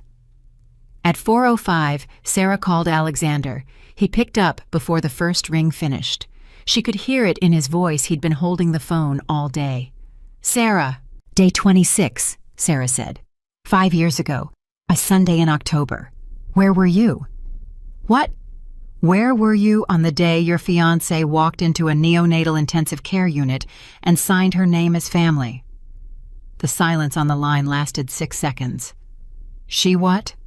18 minutes, Alexander. Sarah, oh my God. Where were you? I was in Zurich, Alexander said. I flew out that Friday. I was in Zurich for 9 days, and she said she was going to her mother's. Her mother's. Sarah, her mother's been dead since 2009. And Alexander Sterling in a hotel room he was living in because a woman with no prenup had changed the locks on his own house, understood the shape of the last 5 years all at once, and made that sound again, the sideways one, the one that wasn't a word. She went to see them, he said. Yes. She went to see if they were real. Yes. Sarah. His voice was shaking apart. Sarah, listen to me, listen. If she went to that hospital in week 4, then when she told me yesterday that she'd known for 5 years, she wasn't confessing. She was bragging. And people don't brag when they're finished. They brag when they're almost finished, Sarah said. Neither of them said anything. Where are the kids? Alexander said. Safe. Sarah, they're safe. Where are the kids? They're with Denise, Sarah said, in a place you will never find because I paid cash for it. And the reason I will not tell you is not because I think you'd hurt them. It's because you cannot lie, Alexander. You have never had to lie in your life. You've always been able to buy the outcome. And if that woman puts her hands on your face and asks you where they are, you'll tell her in under a minute and you won't even know you did it. Alexander didn't argue. That was how she knew he'd grown. What do you need? He said. Sign the affidavit Priya's sending you. Done. You haven't read it. Sarah, I don't care what it says. It says you knowingly permitted the termination of your wife's medical coverage. Sarah's voice was steady. It says the timeline. It says Zurich. It puts you personally in the middle of a federal wire fraud case with your own name on the plan, and when the prosecutors read it, they are going to look at you and think this man was either a criminal or an idiot, and there is no third answer, and your board votes in 8 days. I said sign it or don't, Sarah. You'd be signing away your own defense. Yes. Do you understand what that means? It means I'm very good at signing things, Alexander said. Send it. Sarah sat with the phone against her ear for a long moment after he hung up. Then she said to an empty office, "Damn you." At 6:50 that evening, Dana Reyes, the journalist, sat down across from Sarah in a rented room in Long Island City and put a recorder on the table. Off the record first, Sarah said. No, Dana said. Sarah blinked. Ms. Bennett, I've been doing this 19 years, and I want to be straight with you before you say one word. You are the most feared PR person in the city. You have killed 11 stories I know about personally. 2 of them were mine. Dana folded her hands. So when you call me at 5 o'clock and say you want to talk, my first thought is not lucky me. My first thought is what's she burying? Fair. So no off the record. Everything on tape, or I walk. Sarah looked at her. Then she reached over and turned the recorder on herself. My name is Sarah Sterling, she said. In 2020, my husband's fiancé removed me from a medical insurance policy I was legally entitled to 11 days after I was thrown out of my home while I was carrying quintuplets. It cost $381,000. My son had a bowel resection at 2 pounds. I paid for it with my entire divorce settlement, and I have the check. Dana Reyes did not move for a long time. Say the last part again, she said. I have the check. At 9:30 the next morning, Friday, 8 days from the board vote, Dana Reyes published 1,400 words, and by 9:45, the internet had done a thing it does about twice a year. It got angry. Not about the 4.6 million. Not about a foundation. Nobody in the world has ever gotten out of bed for a foundation. It got angry about a field in a database where a woman had typed the words no longer needed. By noon, it was on television. By 2, Jessica Hayes's face was on the front of 3 separate sites next to the phrase. By 4, the U.S. Attorney's Office for the Eastern District of New York issued a statement that used the word expanding, and Sarah watched it on mute in her office and felt absolutely nothing again, the good nothing, the professional nothing. At 4:36, her phone rang from a number she didn't know. She answered it. "You typed it into a form," Jessica said. Sarah closed her eyes. 5 years. "Hello, Jessica." "That's what you got me on. Not the money. Not any of it. A drop-down menu." Jessica's laugh came down the line, and it sounded wrong, high, fast, unspooling. "I've moved 11 figures worth of paper in 4 years, and you got me with an HR portal. Where are you?" "That's very good. That's the tone. Do they teach you that?" "Jessica, where are you?" "You know what I keep thinking about," Jessica said.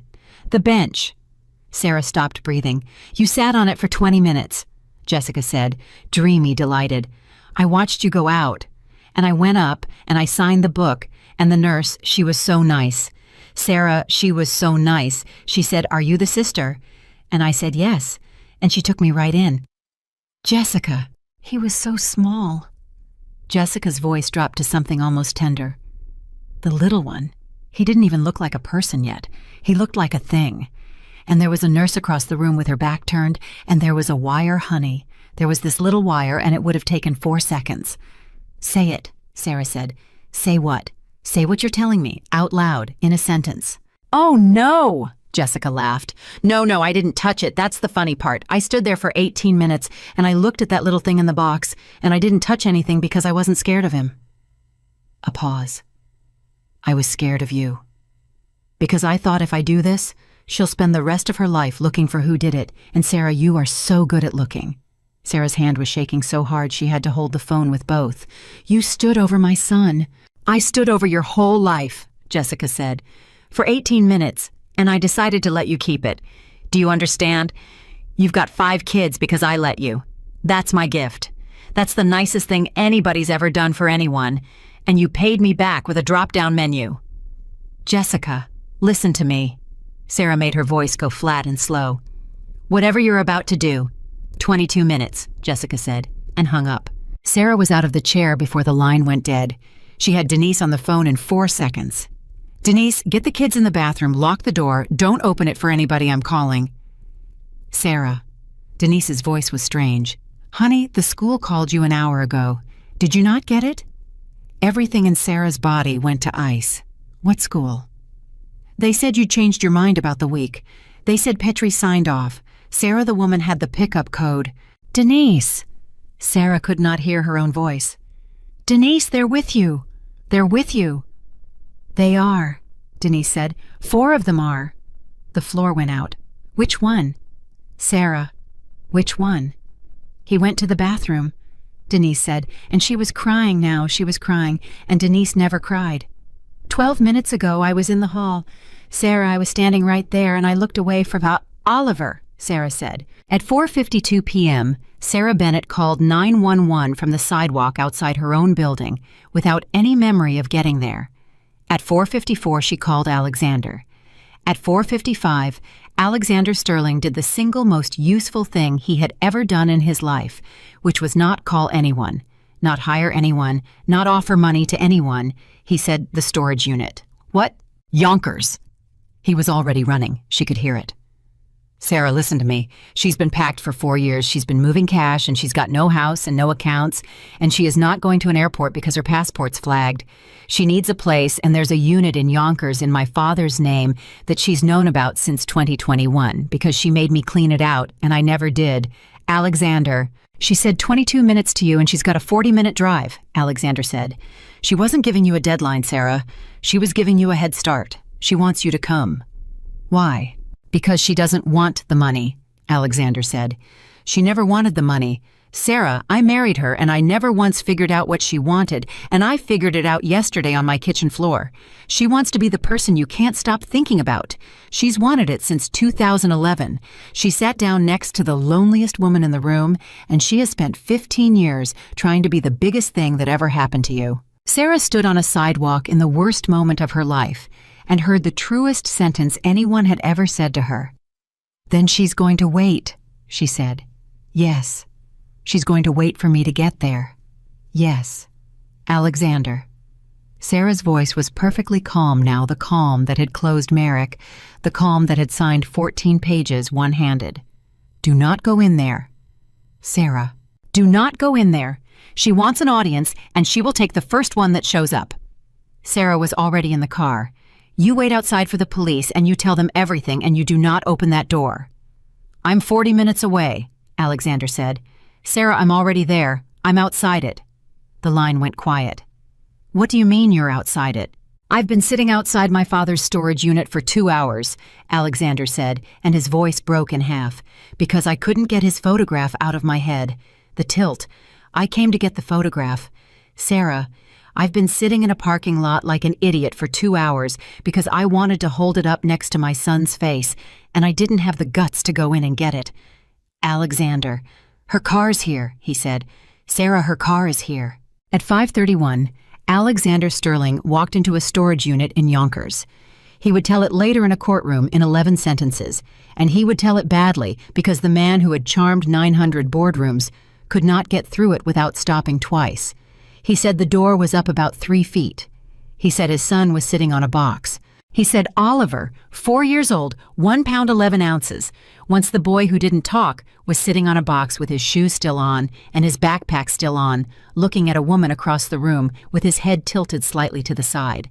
He said Jessica had a bottle of something in her hand and a duffel bag at her feet, and she'd been crying, and her mascara was down to her jaw, and when the door came up, she didn't run. She didn't move at all. She just looked at him and said, "He won't talk to me." Alexander said, "Jessica." "I've been trying for an hour." Jessica's voice was cracking apart. "I said, do you know who I am? I said, I'm the reason you exist. I said it nicely, Alexander. I said it in a nice voice, and he just looks at me. He looks at me like I'm furniture." Jessica put it down. "He's got your face. Put it down." "Do you know what the worst part is?" Jessica said. "I sat there for 18 minutes 5 years ago, and I chose. And nobody ever knew. That was mine. That was the one thing in my whole life that was mine, and I gave it to her, and she never even knew she had it. And today I told her, and you know what she said?" Jessica's face twisted. She said, "Say it out loud, like a lawyer. 15 years, and she talked to me like a deposition." "Jessica." Alexander took 1 step. "Look at me. He's 4. He's not talking to me." "He doesn't talk to anybody," Alexander said. "Jessica, he's never talked. Not to her either. Not once." Jessica stopped. "What?" "Not once in 4 years," Alexander said. "It's not about you. It has never been about you.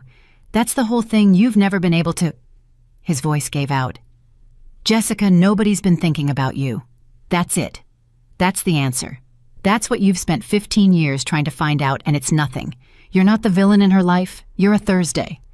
Jessica Hayes made a sound like a wire snapping. She came across that room, and Alexander got there first, and he got exactly one thing right in the whole ruined arithmetic of his life. He got between her and the boy on the box. The bottle broke on his shoulder. He didn't feel it for an hour. He would testify that he held her arms and she screamed things he wouldn't repeat, and that the whole time over her shoulder he could see his son sitting on a box with his backpack on, not crying, not moving, watching. He would testify that he said, "Oliver, buddy, close your eyes," and that Oliver did. The first officers came through at 5:38. Sarah came through at 5:51, and there is no record of what she said because the body cameras only got the part where she got to her son and went down on her knees. Marisol Ortega walked into a precinct in Queens at 8:40 that night with a folder and a lawyer, and she gave them everything: the cash, the times, the underlined 741, the client who never wanted photographs. Curtis Vale surrendered his license on a Tuesday and testified for 6 hours on a Thursday. The trial took 9 weeks. The defense was that Jessica Hayes was ill, and the honest truth, the thing Sarah would admit only to Denise at midnight on the worst night of the trial, was that Sarah believed it. "She is sick," Sarah said. "That's the part nobody wants. She's sick and she's a monster, and both of them are true, and neither one gives me my $381,000 back, and neither one gives me a bench outside a hospital where I sat and counted to 1,200 while she stood over my son. So what do you want? Denise said. And Sarah, who had told a billionaire she wanted nothing, said, I want the 18 minutes on the record, that's all. I want a stenographer to type it. I want it to exist somewhere that isn't just inside my head. She got it. The jury got the 18 minutes. They got a phone call recorded in which Jessica Hayes described standing over a 2-pound infant and deciding. They got a database field that said no longer needed. They got Marisol Ortega looking at the floor. They got a photograph of a 4-year-old's backpack on the concrete of a storage unit in Yonkers. They got Alexander Sterling on the stand for 3 hours destroying himself, answering every question the prosecutor asked with the worst possible answer for Alexander Sterling because it was the true one. And they got Sarah, who was on the stand for 11 minutes, which the prosecutor said afterward was the most effective 11 minutes he'd seen in 22 years. They asked her what she wanted the jury to know. She said that I fed her at my table for 9 years. They asked if she had anything else. She said no. The jury was out for 6 hours. Attempted murder in the first degree. Kidnapping in the first degree.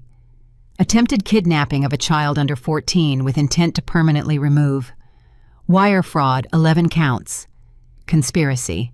The judge was a 66-year-old woman named Helen Aguirre who had put 900 people in prison and had never once raised her voice, and she read the counts, and then she looked up over her glasses at the defense table and said one sentence that ran on every network in America by dinner time. Ms. Hayes, in 31 years, I have sentenced murderers. I understood better than you. Jessica Hayes was sentenced to life. Sarah did not cry. She did not stand up. She did not look at her. She sat in the second row with her hands folded, and when the marshals came, she looked at the wall, and later a reporter asked her why. And Sarah Sterling said the thing that ended up on the cover of a magazine that fall next to a photograph she finally allowed them to take. Because she'd have been fed, Sarah said. She'd have eaten it. It's all she's ever done. And I stopped setting a place for her a long time ago. The board voted 11 days early. That was the part nobody put in the coverage, because by then the coverage was about a storage unit in Yonkers and a 4-year-old's backpack on concrete, and nobody had room left for a corporate governance story. But it happened. On the Monday after the arrest at 9:02 in the morning, 7 people sat in a room Alexander Sterling had built and removed him from the company that had his name on the door, and it took 4 minutes, and he wasn't in the building. He was at a precinct in Queens, giving a statement for the second time. His lawyer called him in the hallway to tell him, Alexander, it's done. Okay. Did you hear me? It's done. They didn't even wait. Alexander, I need you to say something because in about an hour there's going to be press outside your... Marcus! Alexander's voice sounded like it came from underwater. Is the boy okay? What? They took him to a hospital. Nobody will tell me anything because I'm not on the list. Is the boy okay? I don't, Alexander, you just lost the company. Marcus. Alexander closed his eyes. You've worked for me for 9 years. In 9 years, have I ever once asked you a question twice? No. Then hear this one. Is the boy okay? The lawyer went quiet. I'll find out, he said. Oliver was fine. That was the medical answer anyway. Unhurt, unharmed, not one mark on him discharged in 90 minutes, with a note that said, no acute findings, and a nurse who told Sarah gently that kids that age often don't process it at all. Sarah nodded and thanked her, and did not say the sentence she was thinking, which was, he processes everything. He's always processed everything, he just doesn't tell you. She got all 5 of them home at 11:40 that night. She fed them cereal because it was the only thing in the house. She sat on the floor of the bedroom with her back against the door until 4 in the morning, like a woman guarding a bank, and at some point, Mia climbed out of bed and sat down next to her and put her head against her mother's arm. Mom, go to sleep, baby. Was that lady our dad's wife? Sarah's whole body went still. 5 years of building a life where that question could not exist, and it had walked into her house on a Friday. Yes, she said. Is she going to come back? No. You always say you don't know when you don't know, Mia said. You said it about the dad thing. You said I don't know. So how come you know this? And Sarah, at 4 a.m, with her back against a door, gave her daughter the first entirely unhedged answer of her life. Because I made sure, she said. Mia thought about that. Okay, she said, and went to sleep against her arm. Alexander called 11 times over the next 9 days, and Sarah answered exactly none of them. He didn't leave messages after the third. He didn't send anything. He didn't send flowers or lawyers or a check, and Sarah kept waiting for the check the way you keep waiting for the second shoe, and it never came, and she found to her total fury that this bothered her more than the check would have. On day 10, Priya came in and put a page down. You're going to want to sit. I'm sitting. Sterling Group is being broken up. Assets are going out in pieces. The tower's gone, the fund's gone. Priya tapped the page. And Merrick's contract came up for reassignment yesterday. Sarah didn't touch the page. Serena, it's the biggest single account in this city. I know what it is. They called us. Sarah's hand went flat on the desk. Say that again. Merrick called us. This morning. Not their people, not a firm Daniel Merrick, the actual man 79 years old on the telephone asking for Serena Bennett. Priya's voice had gone strange. And Sarah, he said one thing and then he hung up, and I need you to prepare yourself. What did he say? He said, and I wrote it down exactly, tell her I knew in 2013. Tell her I've known for 13 years who closed that room, and I've been waiting 13 years for her to come get it. Sarah sat down. She had held herself together through a hallway, a motel 91 days, in a chair, a bank officer laughing at her, a phone call about a bench, a storage unit, a trial, and a woman going away for life. She cried in her office over an old man on a telephone. 13 years, she said. He knew. Apparently everyone knew, Priya said quietly. That's the thing you never got, Sarah. You thought you were invisible in those rooms. You weren't. You were just the only person in them who wasn't allowed to say so.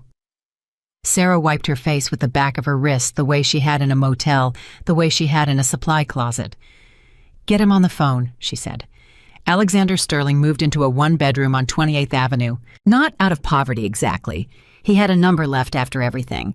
Not a Sterling number, but a number. And Sarah found out about the apartment the way she found out about everything, which was that she had 9 people whose only skill was finding what people buried. Priya brought it to her. He's 11 blocks from the kids' school. Of course he is. Sarah, he's been there 6 weeks. He signed a 2-year lease. He's got a folding table and a mattress. Priya hesitated. And he took a job. Sarah looked up. He what? Consulting for a logistics company in Newark. $211,000 a year. Priya's face was doing something complicated. Sarah, that's not a rich man's job. That's a job. He's got a badge. There's a photo. I've seen the photo. Sarah stood up and walked to the window and put her hands on the sill, and for the first time in 5 years, she could not identify the thing happening in her chest. It's a performance, she said. Maybe. It's a play. He's running a play. 6 weeks of a mattress on a floor, and then he shows up at my door with the folding table like a stigmata and says, "Look what I gave up for you." Sarah. He's never in his life done a single thing that wasn't a... Sarah. Priya's voice was gentle. He hasn't called in 6 weeks. Sarah stopped. What? You told me the 11 calls. That was the first 9 days. It's been 6 weeks. He hasn't called once. He hasn't written. He hasn't sent anything. Priya set the folder down. Whatever else this is, he's not showing it to you. And Sarah, a man doesn't run a play with no audience. You taught me that. That's literally the first thing you ever taught me. Sarah stood at the window a long time. Get me the address, she said. She went on a Tuesday. She sat outside for 20 minutes, which she'd have called pathetic in anyone else, and then she went up 3 flights and knocked. He opened the door in a T-shirt. Sarah had never seen Alexander Sterling in a T-shirt. Not once, not in 17 years. Sarah, don't say anything. Okay. I mean it. Not one word until I'm done. Because I've got about 11 of them, and if you interrupt me, I'll lose all of it. Alexander stepped back and let her in, and she stood in an apartment with a folding table and a mattress and a single framed photograph propped against the wall, and she looked at that photograph for 4 full seconds before she could speak. His father. Age 4. Head tilted. You got it out, she said. That's 12 words. You said 11. Alexander. Sorry. Sarah turned around. Here's what's going to happen, she said. You're going to meet them.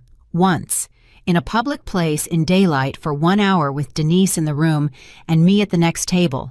And there are rules, and if you break one of them, we are finished forever, and I will use every single thing I have, and you know exactly what I have. Alexander had gone white. Rule 1, Sarah said. You are not their father. Not out loud, not to them. You're Alexander. That's it, that's the whole name, and if one of them calls you Dad, you correct them. Sarah. Rule 1. Okay. Rule 2. No money. Not a gift, not a toy, not a college fund, not a balloon. You come with your hands empty. If you buy them one thing, we're done. Okay. Rule 3. Her voice finally cracked. Oliver doesn't talk. You will not make it a project. You will not bring a specialist or a book or a plan or a solution.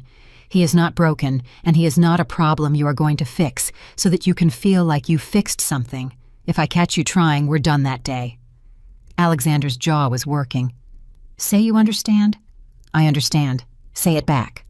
He's not broken, Alexander said, and his voice went to pieces on the second word. Sarah looked at the floor for a moment. Saturday, she said, 11 o'clock. Don't be early, don't be late. She got to the door. Sarah? What? Why? And she stopped with her hand on the knob because it was the only question that mattered, and she'd been avoiding it for 6 weeks.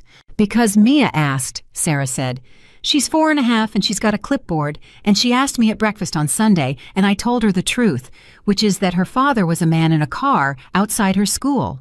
And she looked at me and she said, Did anybody ask him what he wants? Alexander made a sound. Don't, Sarah said. Don't do that. This isn't for you.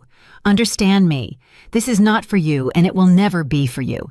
This is because a 4-year-old asked a better question than I've asked in 5 years, and I'm not going to be the person who taught her to stop asking. He was 8 minutes early. He sat in his car for 7 of them. At exactly 11 o'clock, Alexander Sterling walked into a diner in Astoria with his hands empty and his heart going like a bird in a jar, and sat down across from 5 children. Mia went first. Of course she did. Are you our dad? No, Alexander said. 4 faces frowned at once. It was, Sarah would think later, the single most sterling thing she had ever seen, and she had married one. But you are, though, Mia said. Mom said, I'm the man who's your father, Alexander said. That's different. That's just how you got here. A dad is somebody who was there and I wasn't there, so I don't get the word yet. You can call me Alexander. Mia squinted. That's a lot of syllables. You can shorten it. Al. Sure. Al. Mia said, testing it. Okay, Al, where were you? And there it was, 6 seconds in. Sarah, 2 tables away with a coffee. She wasn't drinking, went absolutely rigid, because this was the moment, this was the whole thing. This was where a man lies to a child to protect himself, and she had $100 in her head on him doing it. Alexander put his hands flat on the table. I was being a bad man, he said. Noah's mouth fell open. Mia said, scandalized and delighted. Your mom was married to me, and she was the best thing I had, and I couldn't see it because I was busy thinking I was very important. Alexander's voice was steady, which cost him everything. So I told her to leave, and she left, and she was pregnant with you, and she didn't tell me, and I want you to understand that she was right not to tell me. She wasn't hiding you. She was protecting you from me. Leo said, Are you still bad? I don't know, Alexander said. You don't know? No. And anybody who tells you they know for sure is lying to you.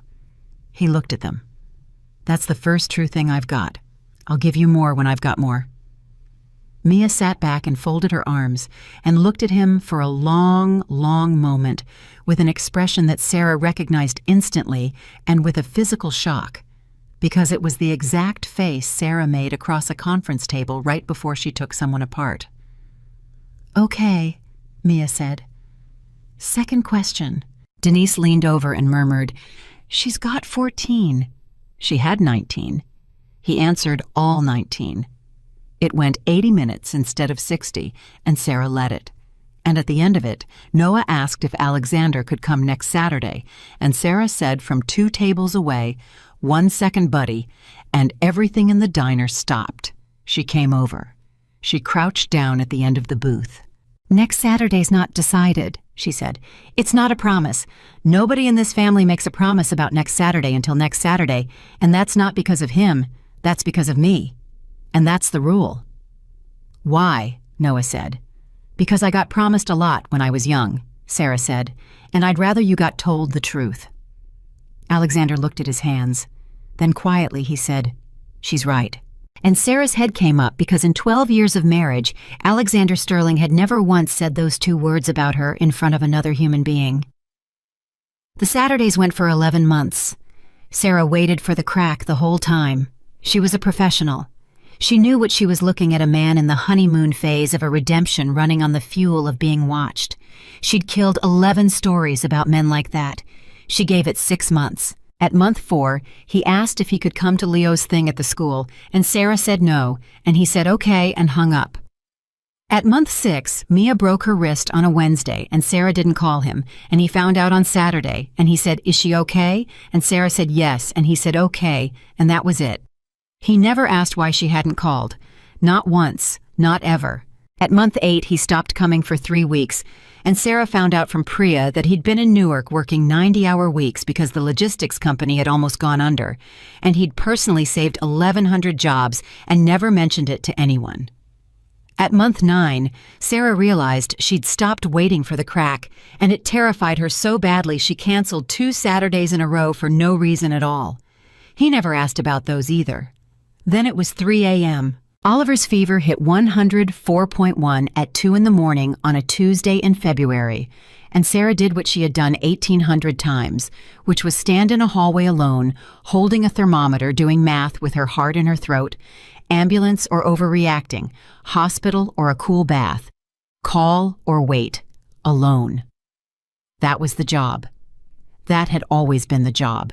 And she stood there with the phone in her hand and her thumb hovering, and she thought with a kind of horror, "This is the exact position I was in 5 years ago in a motel room." She called him. He picked up on the first ring at 2:11 in the morning, and he did not sound asleep. "Sarah, 104.1. He's not keeping fluids. He's not talking, but he doesn't talk anyway, so I can't tell if it's the fever or if it's just—" Her voice broke. "Alexander, I can't tell. I've never been able to tell with him. That's the thing nobody understands. Everybody else's kid tells them, and mine just looks at me, and I've been guessing for 5 years, and one of these times I'm going to guess wrong." "I'm 19 minutes away," Alexander said. "I'm leaving now. Sarah, listen to me. Don't decide. Don't decide anything before I get there. You've been deciding alone for 5 years, and you've been right every single time, and you're allowed to just not decide for 19 minutes. She sat on the floor of the hallway with her son's head in her lap for 19 minutes and did not decide. It was the single most difficult thing she had ever done. He came through the door at 2:31. He didn't take his coat off. He knelt down on the floor, and he put the back of his hand on Oliver's forehead. Not the palm, the back the way you do when you actually know. And Sarah opened her mouth to ask him where he'd learned that, and then she saw his face and didn't. "Hospital," Alexander said.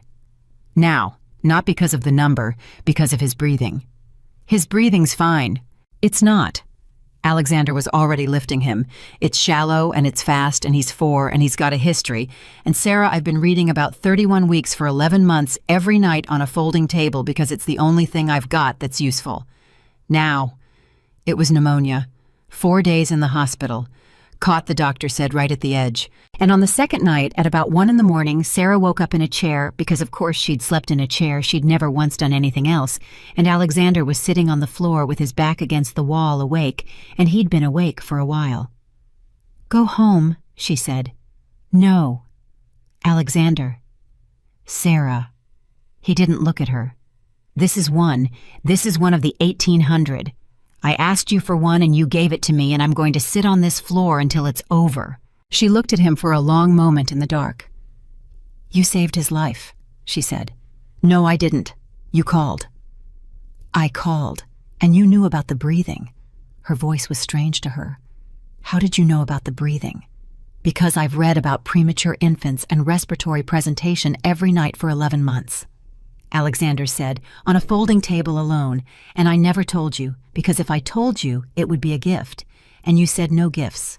Sarah sat in that chair in the dark. "That's a technicality," she said. "Sarah, technicalities are the only thing I've got left. I'm not a good man. I'm a man following rules." He finally looked up. "That's what I figured out about month 3. I kept waiting to become good like it was going to arrive. It doesn't arrive. There's just the rules, and you follow them when it's convenient, and you follow them when it costs you everything, and the second one is the only one that counts."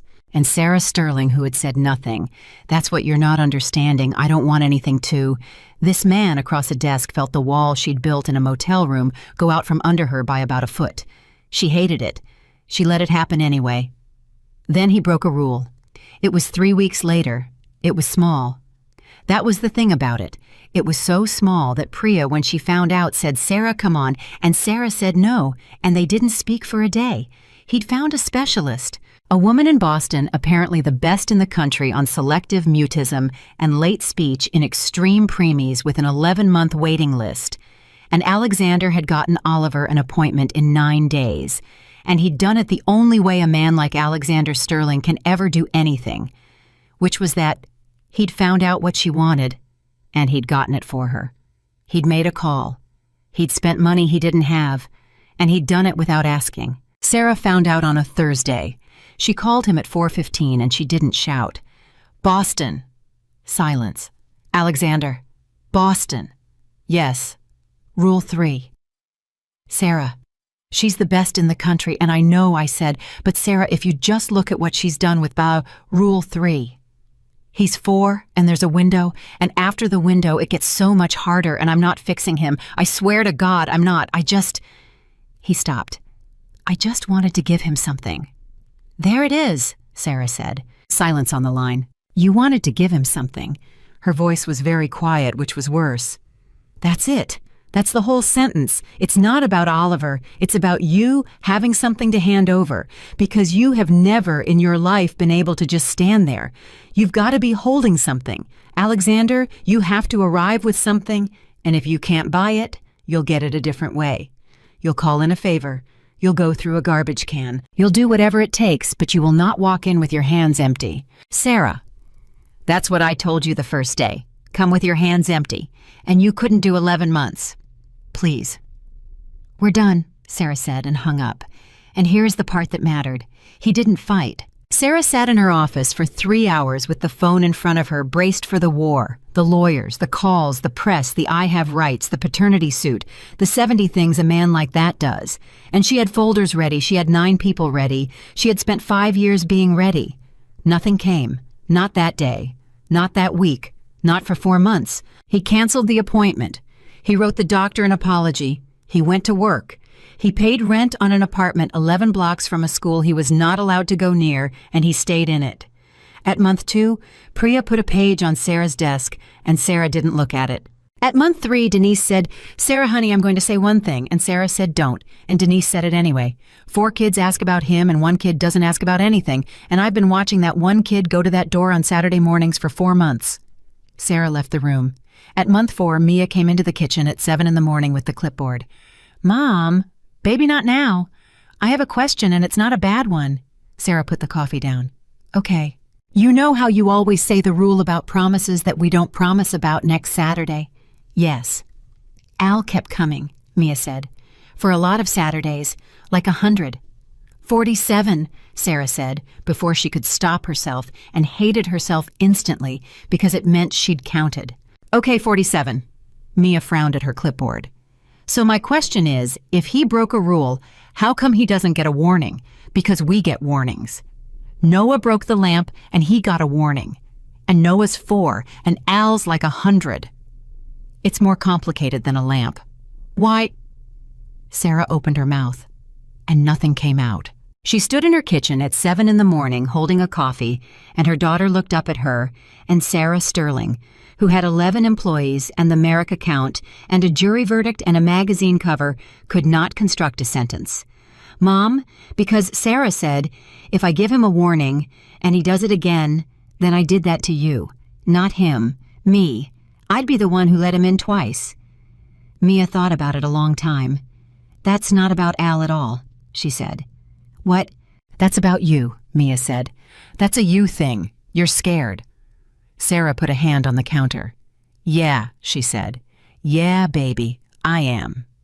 And that was the first time in her entire life that Sarah Bennett said that sentence out loud to another human being, and it came out at 7 a.m. to a person who was 4 feet tall. She didn't call him. She wasn't going to be moved by a clipboard, and she wasn't going to be moved by guilt, and she wasn't going to be moved by 47 Saturdays, and she told herself all of that for 3 more weeks, and then Oliver spoke. It was a Saturday. It was 11:04 in the morning, and the 5 of them were at the table, and it was the 51st Saturday in a row that a booth had had one empty side, and Oliver, who had not made a sound in 5 years, who had been evaluated 11 times, who had a folder 2 inches thick, looked at the door and said, "Al's late." The diner kept going. That was the thing Sarah always remembered.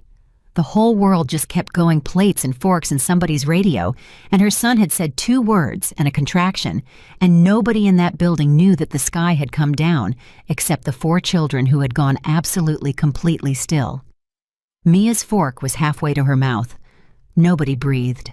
And Sarah, 5 years, 91 days in a chair, $381,000 a bench outside a hospital, a woman on a phone saying 4 seconds heard her son's voice for the first time in his life, and it was about the man who wasn't there. "Oliver," she said. He looked at her. "Baby, say it again." Oliver looked at his mother for a long moment, with his head tilted slightly to the side, and he did not say it again. He never did. Not that day. Not for 11 more weeks. Sarah sat in that booth and she started to laugh, and it turned into something else in the middle, and Mia climbed into her lap in front of the entire restaurant and put both arms around her neck and said fiercely into her mother's ear, "It's okay, Mom. It's okay. He's just like that." "I know," Sarah said. "I know, baby. God, I know." She called Alexander at 12:20. He picked up on the first ring at midday on a Saturday, 4 months and 11 days after she'd hung up on him. "Sarah, don't talk." "Okay." "He said something," she said, and her voice went completely apart. "Alexander, he said something. 2 words. At the diner. In front of everybody." The sound on the other end of that line was not a word. "What did he say?" Alexander finally managed. Sarah closed her eyes, and she thought about lying. She thought about it seriously for about 2 seconds, because the truth was going to be the biggest gift anyone had ever handed Alexander Sterling, and she had spent 5 years making very sure that man never got given anything again. "He said Al's late," she said. Alexander Sterling wept on a telephone for 90 seconds, and Sarah stood on a sidewalk in Astoria and let him. Then he said, "I'm sorry about Boston." "I know." "No, listen. Not because of this. I've been sorry about Boston for 4 months and I never got to say it, and I need you to know I'd be sorry about it if he never said a word for the rest of his life and I never saw him again." His voice was raw. "You were right. Every word. I couldn't walk in with my hands empty. That's the whole disease, Sarah. That's the thing that lost me you, and lost me 12 years, and lost me the company, and married me to her. It's not greed. It's that I have never once believed that just showing up was enough. Because if showing up is enough, then—" He stopped. "Then what?" Sarah said. "Then my father should have shown up," Alexander said. The line was quiet for a long time. "Okay," Sarah said. "Okay." "Saturday," Sarah said. 11 o'clock. Don't be early. Don't be late." She wiped her face. "And Alexander, this is a warning. That's what it is. You get one because a 4-year-old with a clipboard told me that everybody gets one and she was right and I was wrong, and I'm telling you that out loud because I'd rather she grew up hearing me say it. Sarah, that's the last thing you're getting from me for a very long time," she said, and hung up. Merrick signed with Phoenix that spring. Not the account, the whole relationship, all of its 17 entities, and Daniel Merrick came to the office himself at 79 years old with a cane and an assistant and refused to sit down until he'd said his piece.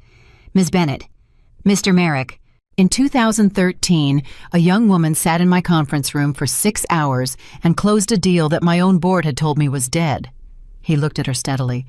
And then a man came to a party and took credit for it in front of me, and I said nothing because I was going to be doing business with him for a decade, and it wasn't my business. Mr. Merrick, I'm not finished. His jaw moved. I've thought about that party for 13 years. I'm 79, Ms. Bennett. I've got a daughter, and every time I've thought about that party, I've thought if a man did that to her in front of me and I said nothing. He stopped. I'd like to apologize, he said. It's 13 years late, and it isn't worth anything.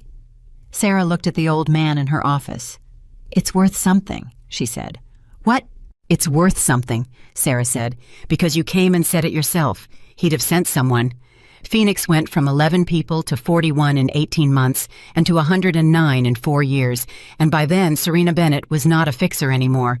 She was an institution, and business schools taught the Sterling case with her name on the first page, and she said no to 9 out of every 10 people who asked for her.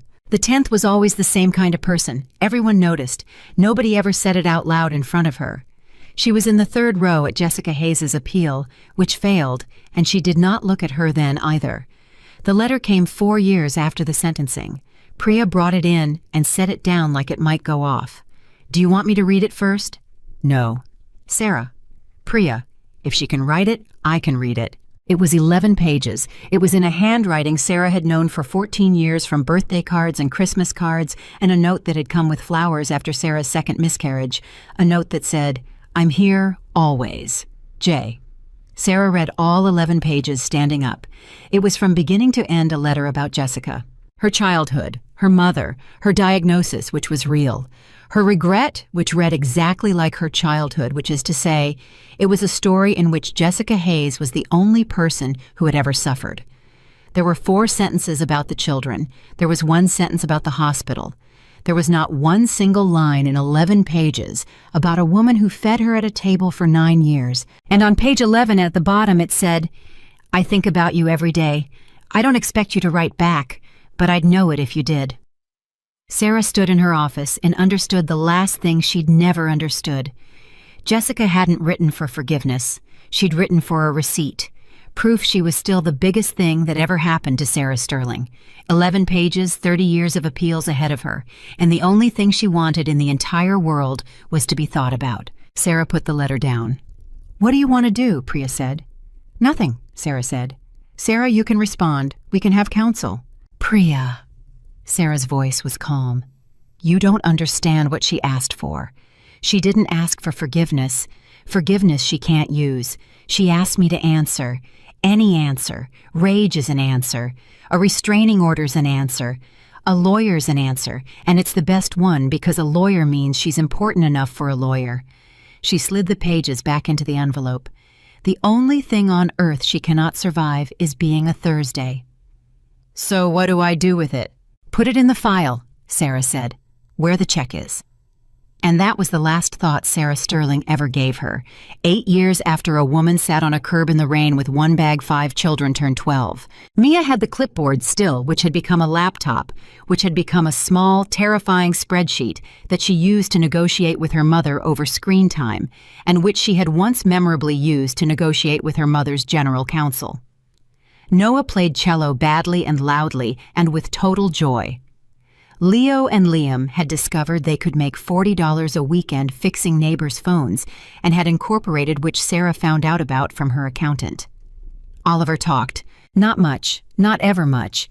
He talked about 11% as often as anyone else in that house, and every single word landed like a brick, and there was a running joke which everyone in the family understood, and nobody outside it ever got that when Oliver said something you stopped the car. He called Alexander Al, because Mia had named him at a diner when she was 4, and that was that. They all did.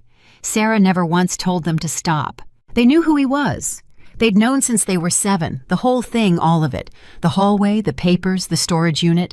Because Sarah had told them herself sitting on a floor over 3 hours, answering every question, honestly, including the ones that took the skin off. It was the hardest day of her life after day 63 at Elmhurst. Noah, who was 7, had said, "So the lady went to jail because she hurt you." And Sarah had said, "No, she went to jail because she hurt you. That's the part I need you to hear. The world didn't come for her because of what she did to me. Nobody ever comes for that. They came because of what she tried to do to a child.